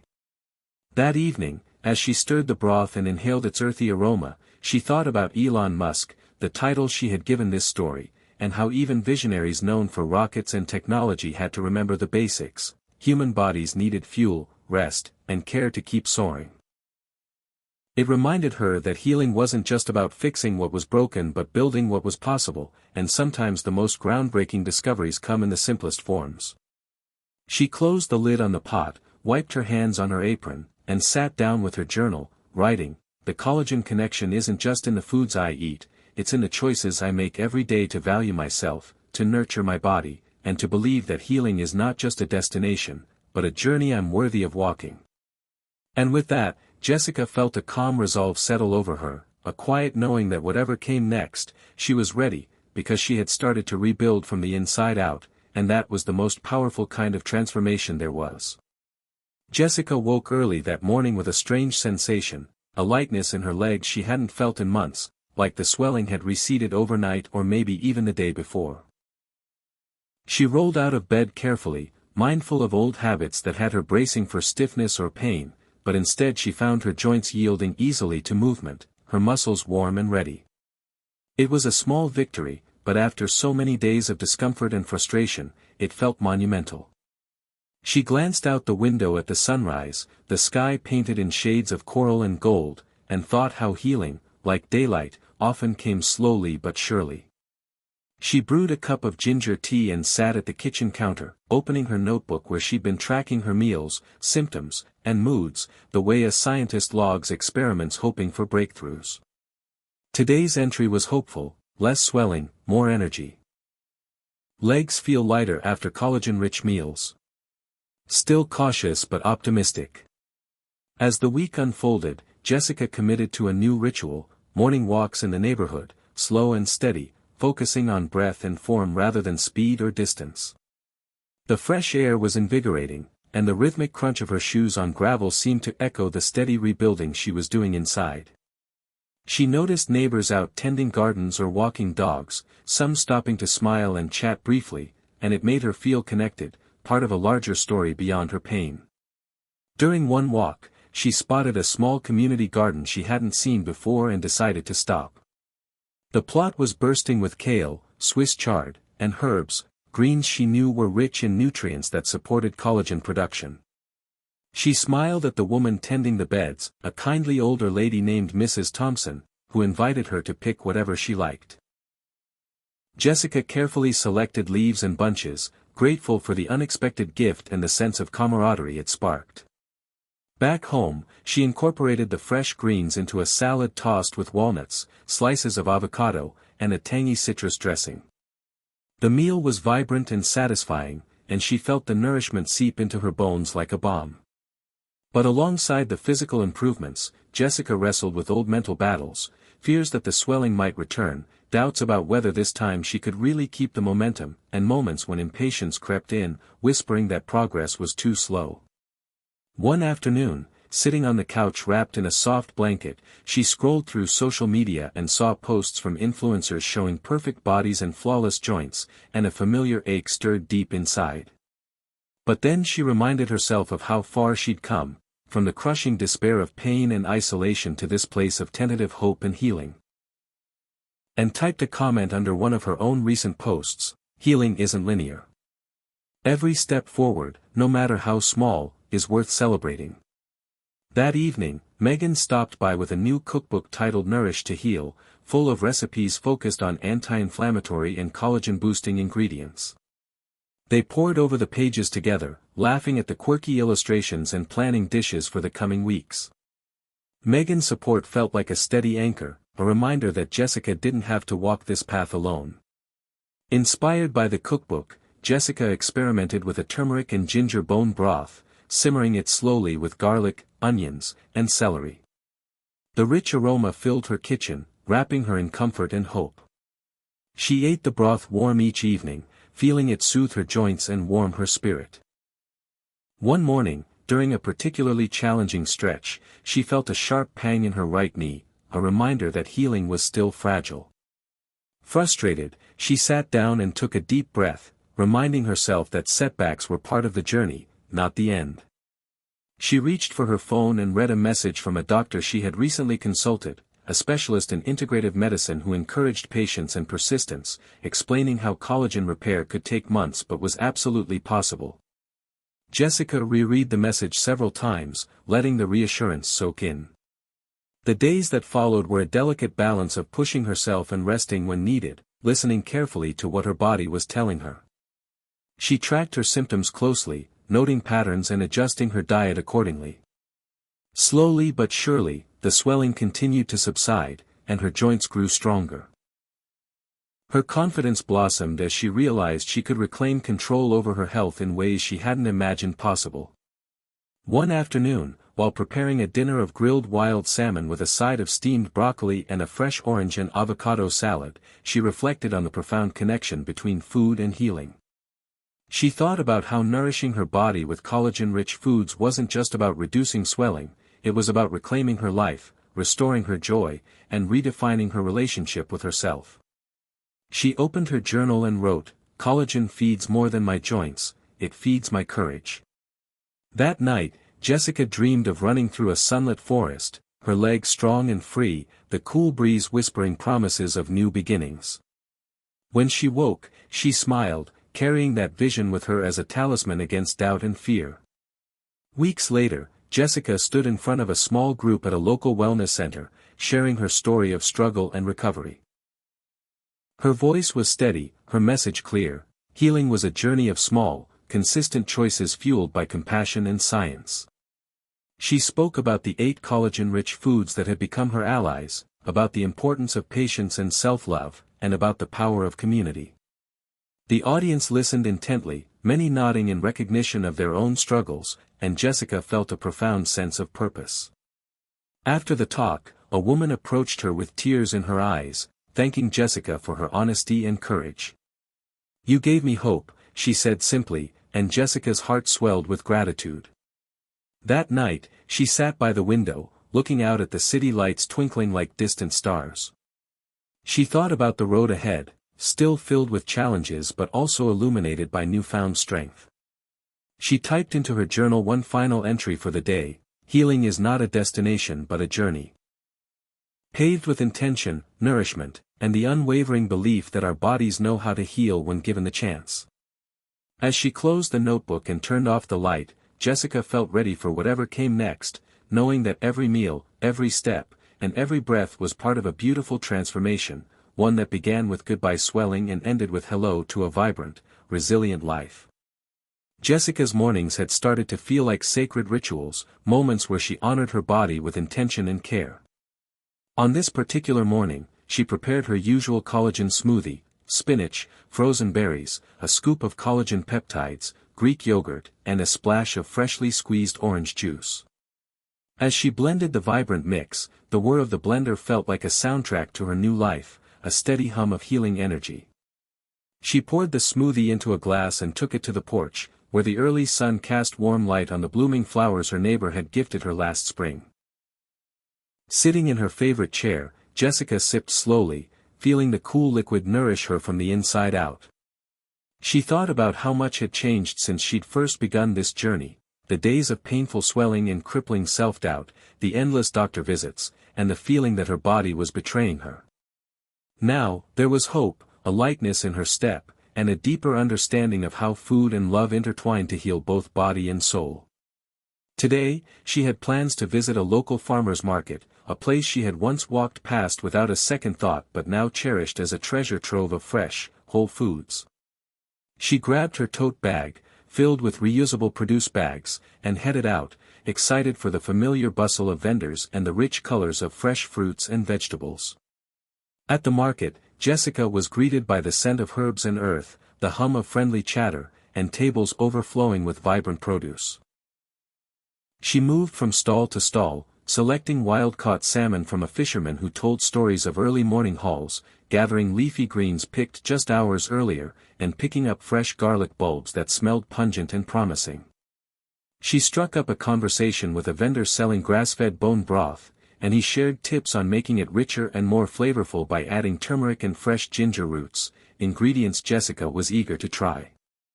With her bags full, she felt a surge of gratitude, knowing that each ingredient was a step toward healing, a testament to the power of nature's gifts. Back at home, Jessica prepared a nourishing lunch, a kale and avocado salad tossed with walnuts and a citrus vinaigrette, alongside grilled salmon rich in omega-3s and collagen-boosting amino acids. As she ate, she reflected on how these meals not only fueled her body but also symbolized her reclaiming agency over her health. Over the following days, Jessica's body continued to respond, swelling lessened, and stiffness gave way to flexibility. She noticed subtle changes, fingers less puffy in the morning, knees that no longer protested each step, and a newfound ease in movement that made even mundane tasks feel lighter. But it wasn't just physical, there was a mental transformation as well. She found herself less anxious, more present, and increasingly confident in her ability to face life's challenges. Jessica kept a daily journal, not just of symptoms and meals, but of her emotions and reflections. One entry read, "Healing feels like a gentle tide, sometimes retreating only to surge forward stronger. I'm learning to be patient, to trust the process, and to celebrate the small victories." She realized that this journey was teaching her resilience, humility, and a deep sense of self-compassion. One afternoon, as Jessica prepared her turmeric ginger bone broth, simmering it slowly on the stove, she received an unexpected invitation from a local health center to speak about her experience with collagen-rich nutrition and joint health. Nervous but excited, Jessica accepted, seeing it as an opportunity to share her story and empower others. Over the next week, she prepared carefully, gathering research, planning slides, and practicing her talk in front of the mirror. When the day arrived, Jessica stood before an audience of curious faces, some skeptical, others hopeful, and shared her journey with honesty and passion. She explained how collagen-rich foods like bone broth, salmon, garlic, and leafy greens had transformed her life, detailing the science behind collagen's role in maintaining joint and skin health. She talked about the importance of patience, consistency, and self-love, urging listeners to look beyond quick fixes and embrace holistic healing. The room was silent, attentive, and at the end, a wave of applause washed over her. Several attendees approached afterward, thanking her for the courage to speak openly, and sharing their own struggles with swelling and joint pain. Jessica felt deeply moved, realizing that her personal story had the power to inspire change in others. That night, she sat quietly with a cup of herbal tea, reflecting on how far she had come, from the dark days of isolation and pain to a place of connection and purpose. She wrote in her journal, "Healing is a mosaic of many pieces, nutrition, rest, movement, support, and every piece matters." Her phone buzzed with a message from Megan, who had been following Jessica's journey closely. "You were incredible today," it read. "You're changing lives." Jessica smiled, feeling the warmth of friendship and the affirmation that her story was bigger than herself. Over the following weeks, Jessica continued to refine her diet, exploring new recipes and experimenting with different collagen-rich foods. She discovered the joys of egg whites scrambled with garlic and spinach, the satisfaction of homemade bone broth simmered with fresh herbs, and the sweetness of citrus fruits that not only boosted collagen synthesis but also lifted her spirits. She learned to listen closely to her body, honoring its signals and pacing her recovery with kindness. One morning, Jessica awoke to a rare sensation. Her legs felt completely free of swelling, her joints supple and pain-free. She stood in front of the mirror, amazed at the transformation. She realized that this wasn't just about collagen or food. It was about her unwavering commitment to healing, her willingness to embrace change, and her growing belief in the power of nature and science combined. She sent a message to her online community, sharing the news and encouraging others to keep faith in their own journeys. "Healing isn't instant, but it's possible," she wrote. "Feed your body well, be patient, and trust yourself." As summer faded into fall, Jessica found new routines that supported her well-being, a mix of gentle yoga, mindful walking, and creative cooking. She explored local farms, joined a seasonal cooking group, and even started a blog to share recipes and stories about collagen-rich nutrition and joint health. Her life was fuller, richer, and infused with a sense of purpose she hadn't known before. One chilly evening, as she sipped her bone broth by the fire, she thought about the lessons learned. How swelling and pain had once controlled her days, and now, through nourishment and resilience, she was reclaiming her body and her future. She felt grateful for the community she'd built, the experts she'd learned from, and most of all, for the strength she'd found within herself. She closed her eyes and whispered, "Goodbye swelling, hello life." And in that moment, Jessica knew her journey was far from over, but she was ready for whatever lay ahead, because she had discovered the most important truth of all: healing begins with the simple act of feeding the body what it needs, one meal at a time. Jessica's journey continued to unfold with surprising twists and revelations. One morning, after finishing her collagen smoothie and journaling for a few minutes, she noticed a flyer pinned to the community board at her local grocery store about a seminar led by a well-known nutritionist specializing in joint health. Feeling a surge of curiosity, she signed up immediately, hoping to deepen her understanding and perhaps find new strategies to support her healing. The seminar was held in a cozy room filled with natural light and the soft scent of lavender. Jessica took a seat among a diverse group of attendees, some struggling with arthritis, others with sports injuries, and many simply seeking to maintain healthy joints as they aged. The nutritionist began by explaining the critical role of collagen in the body, not just as a building block for skin and joints, but as a vital component for overall structural integrity. She described how collagen production naturally declines with age but could be supported by diet, lifestyle, and specific nutrients like vitamin C, zinc, and copper.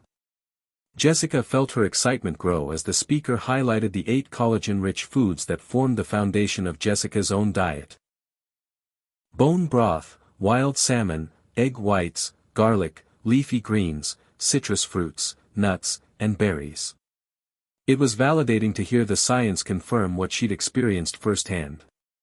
The nutritionist also discussed the importance of avoiding inflammatory foods such as processed sugars and trans fats, which could hinder collagen synthesis and exacerbate swelling. This reminded Jessica of the times she'd indulged in comfort foods during stressful days and how those moments had coincided with flare-ups in her symptoms.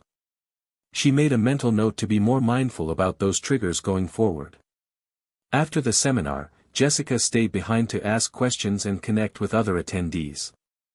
She found herself chatting with a woman named Laura, who had struggled with chronic knee swelling for years and was eager to try collagen-focused nutrition.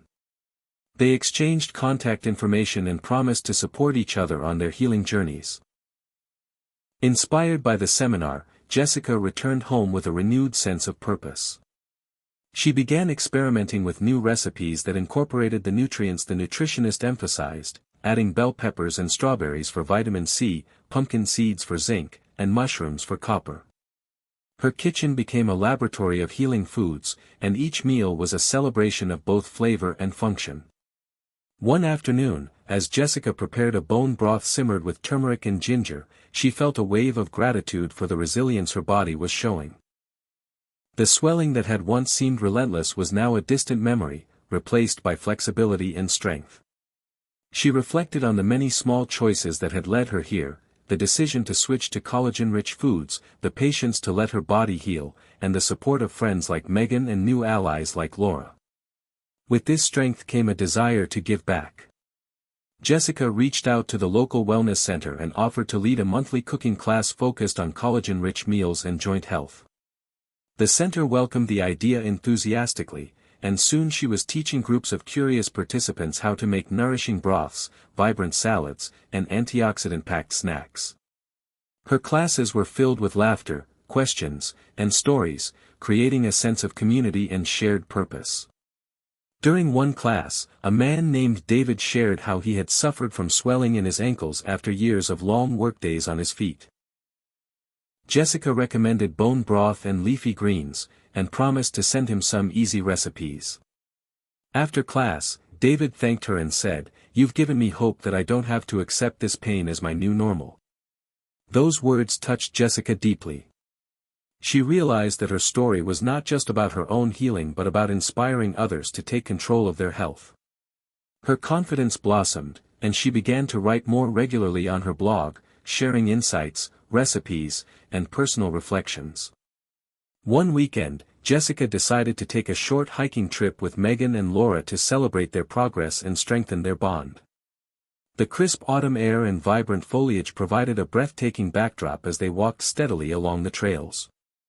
Jessica marveled at how far she'd come. Just months ago, even a short walk would have left her legs aching and swollen. Now, she moved with ease, savoring every step. Along the hike, they paused at a scenic overlook, where Jessica shared the story of her healing journey, from the depths of despair to newfound vitality fueled by collagen-rich foods and self-care. Megan and Laura listened intently, their eyes shining with admiration and hope. The moment felt like a milestone, a living testament to the power of resilience and nourishment. Back home, Jessica continued to refine her approach, experimenting with natural supplements like vitamin C and hyaluronic acid, which the nutritionist had mentioned as collagen boosters. She consulted with her integrative doctor to ensure everything was safe and effective, appreciating the blend of science and tradition in her care. She also maintained her daily journaling habit, capturing not only physical symptoms but emotional insights and small victories. One entry read, "Healing is a mosaic, each piece important, each step sacred. I am learning to honor every part of my story." As winter approached, Jessica faced new challenges. The shorter days and colder weather tempted her toward comfort foods and sedentary habits that could undermine her progress. She was determined not to slip back, so she planned indoor exercises and stocked her pantry with nourishing staples. She also joined an online support group for people focused on joint health, where she found encouragement and accountability. One evening, after a particularly tiring day, Jessica felt a twinge of swelling in her right ankle, a stark reminder that healing required vigilance. Instead of despairing, she reached for her journal and wrote, "Setbacks are part of the dance. I will listen, rest, and come back stronger." She followed up with a warm compress, gentle stretching, and an anti-inflammatory meal rich in garlic and leafy greens. Slowly, the swelling subsided, and Jessica's confidence in managing her health grew. She realized that healing wasn't about perfection but about consistent care and compassion. Months into her journey, Jessica's reflection on social media caught the attention of a local news outlet interested in health stories. They invited her for an interview to share her experience with collagen-rich nutrition and joint health. Nervous but prepared, Jessica spoke openly about her struggles and triumphs, emphasizing that healing was accessible to anyone willing to make intentional changes. The interview sparked a wave of messages from viewers eager to learn more, and Jessica felt humbled and energized by the chance to impact lives beyond her immediate circle. One message stood out, a woman named Sarah who wrote, "Your story gave me hope. I've been suffering from swelling and pain for years, but now I'm inspired to try collagen-rich foods and take control." Jessica responded with encouragement and resources, deepening the connection and reinforcing her commitment to community support. As the year drew to a close, Jessica reflected on the journey she had undertaken. From the desperate days when swelling ruled her life to the present moment of strength and purpose, she marveled at the power of nourishment, patience, and love. She had learned that healing was not a linear path but a winding road filled with setbacks and breakthroughs, each teaching her resilience and grace. She sat at her desk and wrote a final journal entry for the year. This year has been a testament to the body's ability to heal when given the right tools: food, rest, movement, and community. I am grateful for every step, every lesson, and every connection. Goodbye swelling, hello life. With a deep breath, Jessica closed her journal and looked forward to the future, a future she would greet with strength, hope, and a renewed sense of self. Winter settled into the small town with a quiet hush, softening the edges of Jessica's world but never dulling her determination. The crisp cold mornings no longer felt like obstacles but invitations to slow down and listen to her body. Each breath she took was a reminder of how far she had come, from the swollen, aching legs that once weighed her down like chains, to this moment of quiet strength and renewed hope. The fire crackled softly in her living room as she prepared her evening ritual. A steaming bowl of bone broth simmered low and slow, infused with turmeric, garlic, and fresh rosemary. The aromas wrapped around her like a comforting blanket, signaling a promise of healing. As she sipped the golden broth, Jessica reflected on the lessons she'd learned through months of mindful eating, gentle movement, and self-compassion. Healing wasn't about perfection, it was about showing up every day, sometimes against the odds, with patience and love. She glanced at her journal where she'd carefully tracked her progress, emotions, and discoveries, a map of her transformation. This winter was different from all the others. Where once she'd felt isolated by pain and swelling, now she was connected, through friendships forged at the farmer's market, cooking classes she led, and online communities where stories and encouragement flowed freely. One evening, Jessica received an email from Dr. Patel, her integrative doctor, inviting her to collaborate on a local health initiative focused on nutrition and joint wellness. The program aimed to educate the community about collagen-rich diets and holistic approaches to managing swelling and joint pain. Excited and honored, Jessica agreed without hesitation, seeing this as a chance to amplify the message that had changed her life. Over the next weeks, Jessica worked closely with Dr. Patel and a team of dietitians, physical therapists, and wellness coaches to design workshops, cooking demonstrations, and resource guides. They crafted materials that were accessible, engaging, and rooted in science yet practical enough for everyday use. Jessica poured her heart into creating recipes and sharing her personal journey, determined to make the program a beacon of hope for others. One of the workshops was held in a community center bustling with people eager to learn how to feed their bodies to fight swelling and promote joint health. Jessica stood at the front of the room, her nerves replaced by steady confidence, as she shared her story from pain and isolation to healing and empowerment. She emphasized the power of collagen-rich foods like bone broth, wild salmon, egg whites, garlic, leafy greens, citrus fruits, nuts, and berries, the very foods that had transformed her body. She also talked candidly about setbacks, the emotional roller coaster of healing, and the importance of patience and self-care. The audience responded with warmth and curiosity, asking questions and sharing their own struggles. Jessica felt deeply moved by the collective energy, a community coming together to rewrite their health stories. Outside the workshop, she connected with a woman named Renee who had recently been diagnosed with early-stage arthritis. Renee shared her fears and frustrations, and Jessica offered encouragement and practical tips, assuring her that diet and lifestyle changes could make a real difference. This moment underscored for Jessica that healing was not just a personal journey but a shared experience, woven through connection and compassion. As the days grew shorter and the nights colder, Jessica adapted her routines to the season's demands. She developed a morning yoga sequence that gently stretched and strengthened her joints, followed by a hearty breakfast of scrambled egg whites with spinach and garlic, alongside citrus-infused herbal tea. These rituals grounded her, setting a positive tone for the day ahead. She also incorporated mindful breathing exercises to ease stress, knowing that inflammation could be aggravated by emotional tension. One particularly snowy afternoon, Jessica hosted a small gathering of friends and neighbors for a collagen cooking party.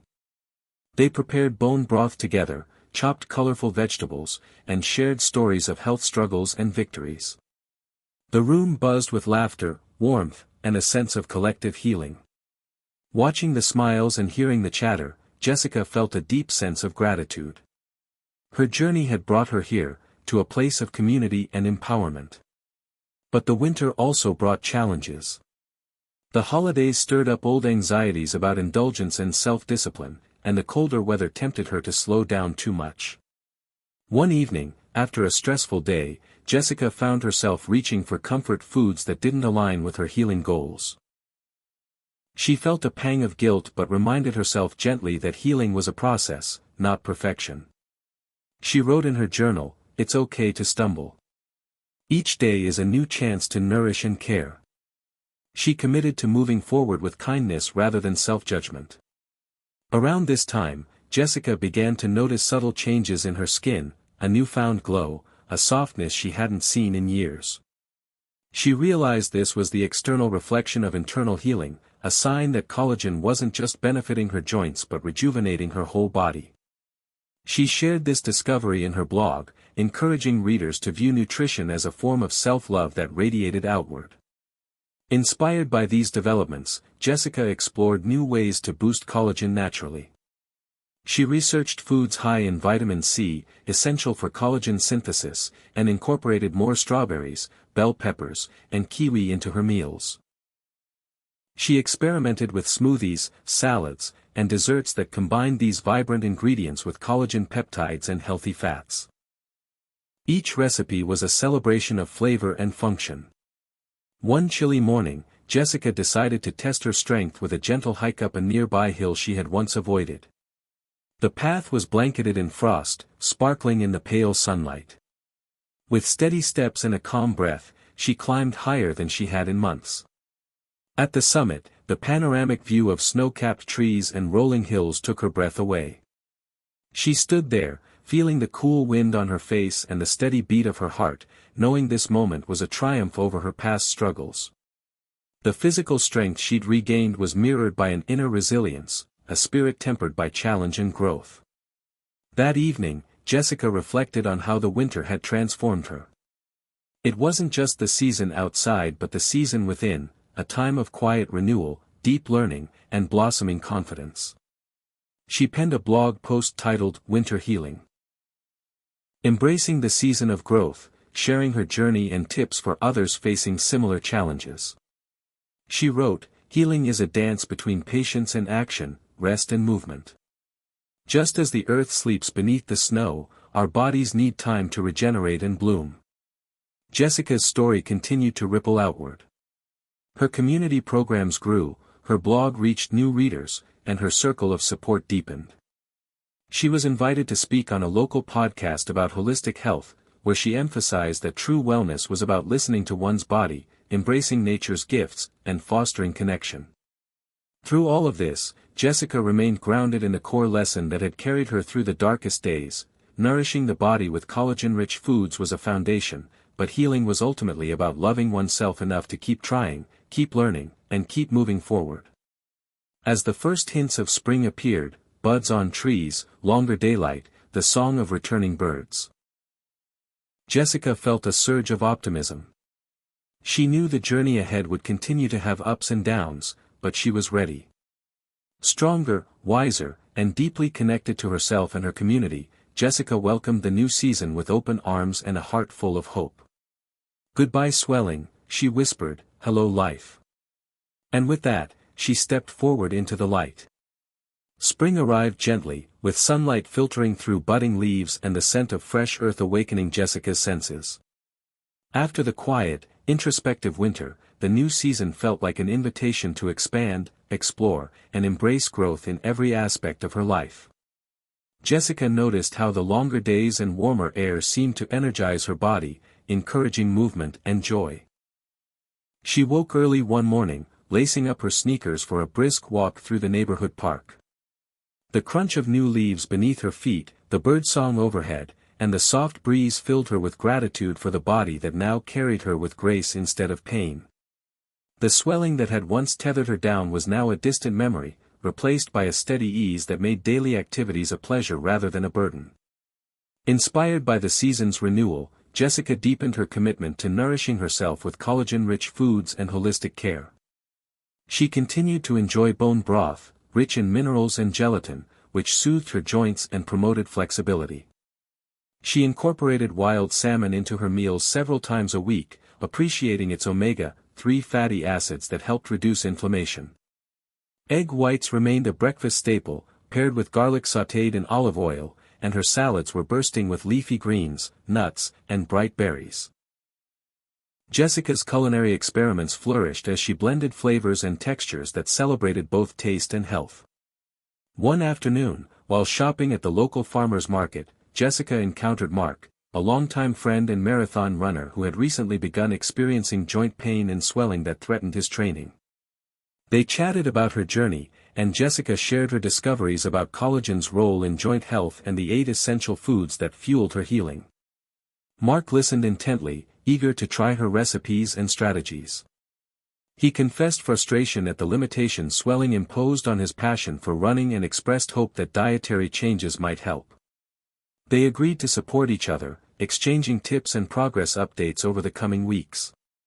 Energized by these connections, Jessica started a small online group dedicated to sharing recipes, challenges, and victories related to collagen-rich nutrition and joint wellness. The group quickly grew as more people sought alternatives to pharmaceuticals and invasive treatments. Jessica curated content carefully, weaving in scientific research, personal stories, and practical advice. She encouraged members to view healing as a journey, complete with setbacks and breakthroughs, and fostered a compassionate, hopeful environment. Meanwhile, Jessica's relationship with Megan deepened as they embarked on weekly hiking adventures and cooking sessions. They bonded over their shared commitment to health and the joy of discovery in the kitchen. Megan introduced Jessica to her grandmother's recipe for citrus-infused nut salad, rich in vitamin C and healthy fats, perfect for collagen production and reducing swelling. These moments of friendship and shared passion nurtured Jessica's spirit, reminding her that healing was as much about connection as nutrition. As spring progressed, Jessica noticed new challenges arising. Despite her careful attention to diet and exercise, occasional flare-ups of swelling would appear, triggered sometimes by stress or overexertion. Rather than despair, she approached these moments with curiosity and kindness, learning to adjust her routines and listen more closely to her body's signals. One particularly difficult day, after pushing herself too hard during a hike, Jessica returned home to find her ankles swollen and tender. She rested, elevated her legs, and prepared a soothing meal of bone broth with garlic and leafy greens. She journaled about the experience, writing, "Healing is not linear. Each setback is a lesson in patience and self-awareness." This mindset allowed her to move forward without losing momentum. Around this time, Jessica began exploring natural supplements that complemented her collagen-rich diet.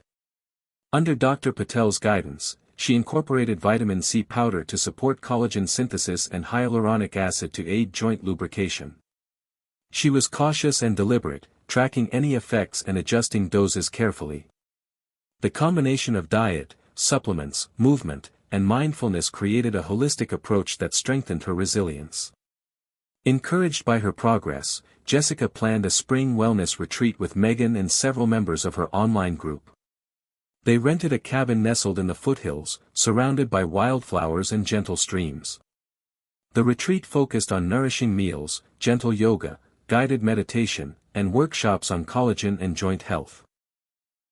Jessica led cooking demonstrations, sharing recipes that were both delicious and therapeutic. The atmosphere was filled with laughter, learning, and camaraderie, each participant energized by the collective commitment to healing.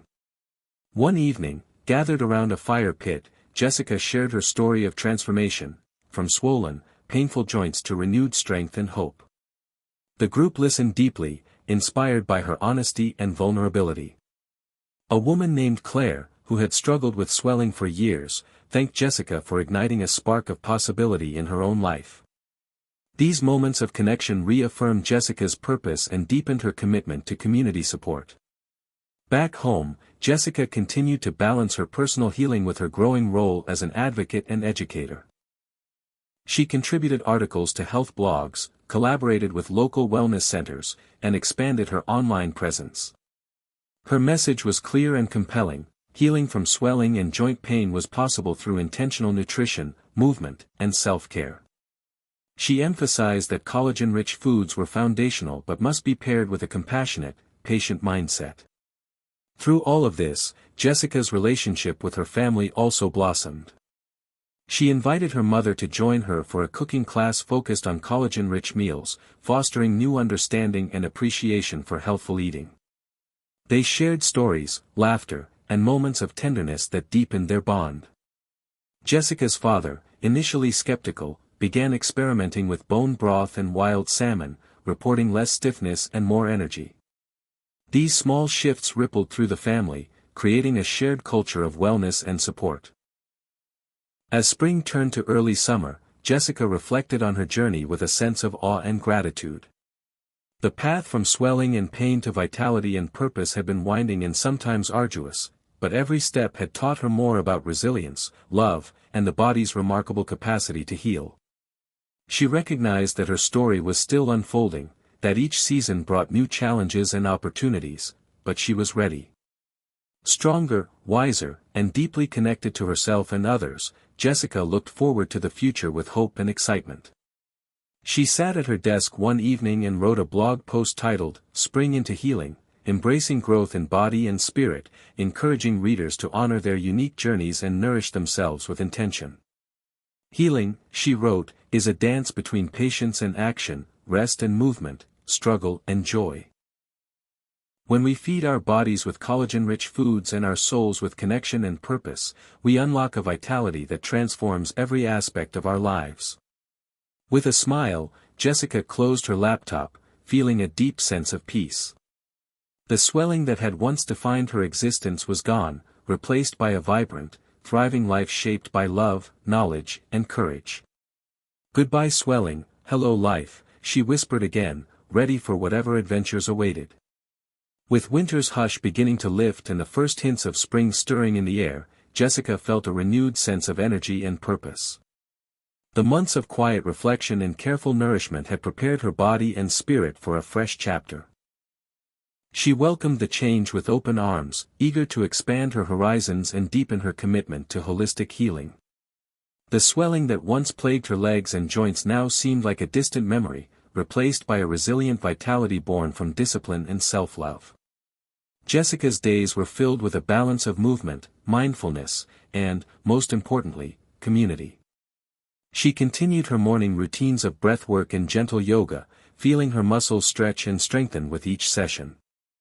These practices had become sacred rituals, grounding her in the present and fostering a sense of calm resilience. Nutrition remained the cornerstone of her wellness journey. She explored new recipes inspired by seasonal produce: crisp asparagus, tender artichokes, fresh citrus, and wild-caught salmon all found their way into her meals, providing essential nutrients to sustain collagen production and reduce inflammation.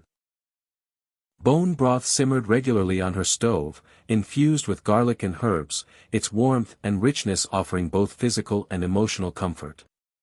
One of Jessica's most meaningful endeavors was expanding her community outreach. She launched a podcast dedicated to sharing stories of healing through nutrition, movement, and mindset. Guests ranged from medical professionals and nutritionists to everyday people whose lives had been transformed by embracing collagen-rich diets and active lifestyles. The podcast quickly gained traction, resonating with listeners seeking practical advice and inspiration. Jessica's authenticity and empathy shone through in every episode, forging connections that transcended screens and devices. As spring unfolded, Jessica organized a wellness retreat at a nearby nature center. The retreat combined educational workshops on collagen-rich nutrition with outdoor activities designed to strengthen joints and muscles gently.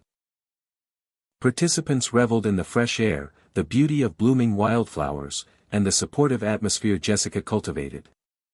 The retreat was a culmination of her journey, a celebration of healing, learning, and community. Among the attendees was David, a middle-aged man who had suffered from chronic swelling and joint pain for years.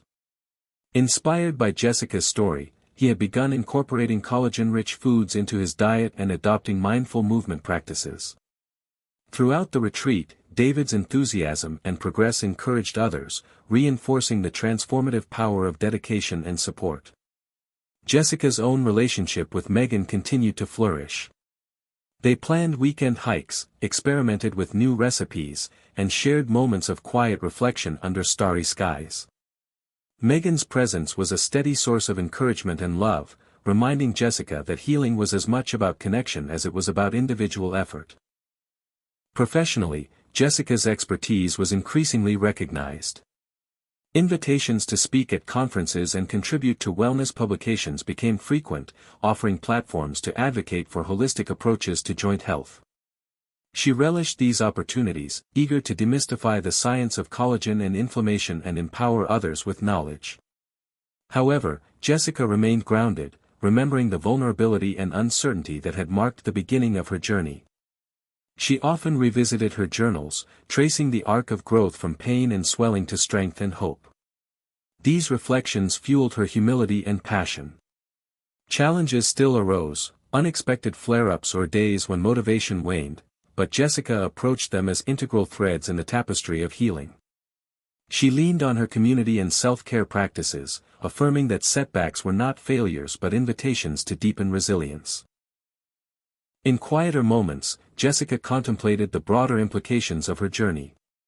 She realized that swelling and joint pain were not merely physical ailments but signals from the body demanding attention, respect, and change. Her story was a testament to the body's remarkable capacity to heal when nurtured with intention and care.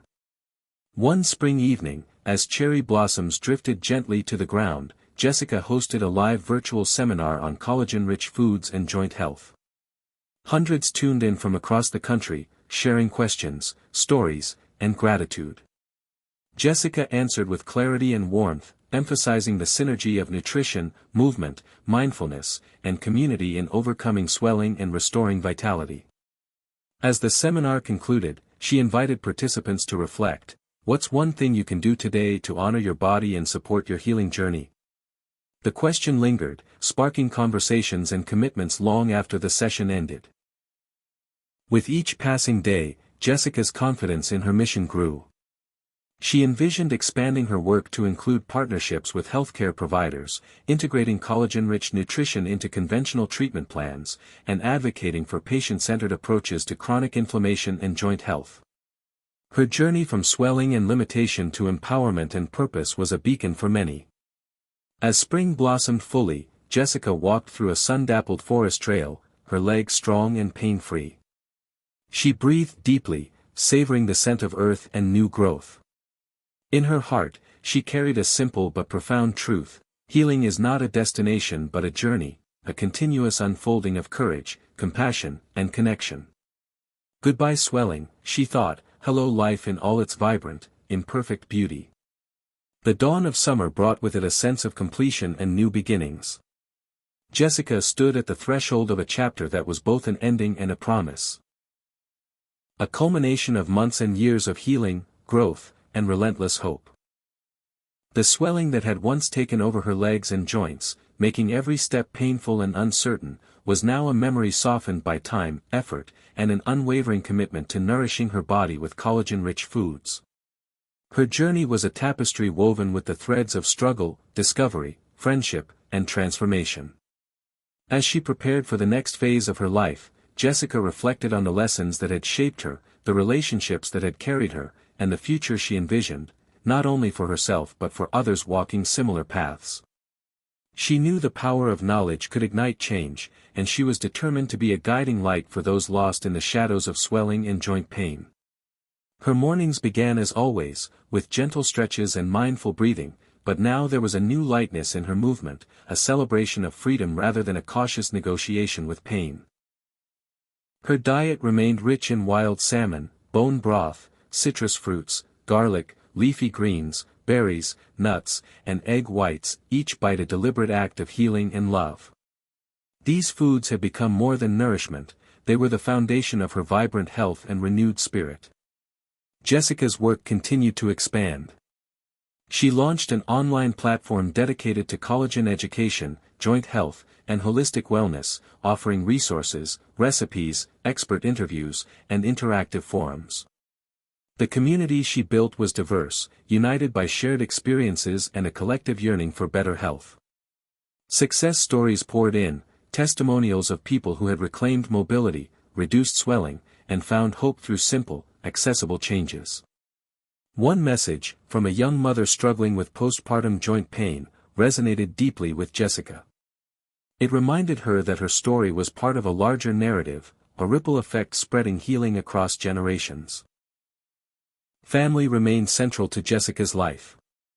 Her mother and father thrived with the new lifestyle changes they had embraced together. Megan, her steadfast friend and confidant, was by her side through every milestone, their bond strengthened by shared purpose and genuine care. Together, they navigated life's joys and challenges, embodying the lessons of resilience and grace Jessica had learned on her path. Professionally, Jessica's insights caught the attention of medical professionals intrigued by the role of nutrition in managing inflammation and joint health. She collaborated with researchers and clinicians, advocating for integrative approaches that combine dietary strategies with traditional therapies. This bridge between science and lived experience was a powerful force for change, breaking down barriers and fostering holistic healing. Yet, despite all the progress, Jessica remained humble and grounded. She understood that health was not a final destination but a continual dance, a balance of body, mind, and environment. Some days brought stiffness or discomfort, reminders that her journey was ongoing and that compassion for oneself was paramount. On a warm summer evening, Jessica hosted a community gathering at a local park. Friends, family, and followers came together to celebrate healing, health, and connection. The air was alive with laughter, stories, and the scent of fresh food, including many collagen-rich dishes prepared by Jessica and her team. As the sun set, casting a golden glow over the smiling faces, Jessica spoke from her heart. Life is full of surprises and challenges, but love for ourselves, for others, and for the journey, will always lead the way. We are stronger together, nourished by knowledge, kindness, and hope. The crowd erupted in applause, a collective affirmation of shared strength and resilience. That night, as stars twinkled overhead, Jessica felt a profound sense of peace and possibility. The swelling that had once seemed insurmountable had been transformed into a powerful story of healing and empowerment. She closed her eyes and whispered a final goodbye to pain and limitation, opening her heart wide to the vibrant, beautiful life that awaited. Goodbye swelling. Hello, freedom. Hit subscribe and leave a comment with where you're watching from. This story might just spark a new beginning. What's one thing that always pushes you forward, even when things get tough?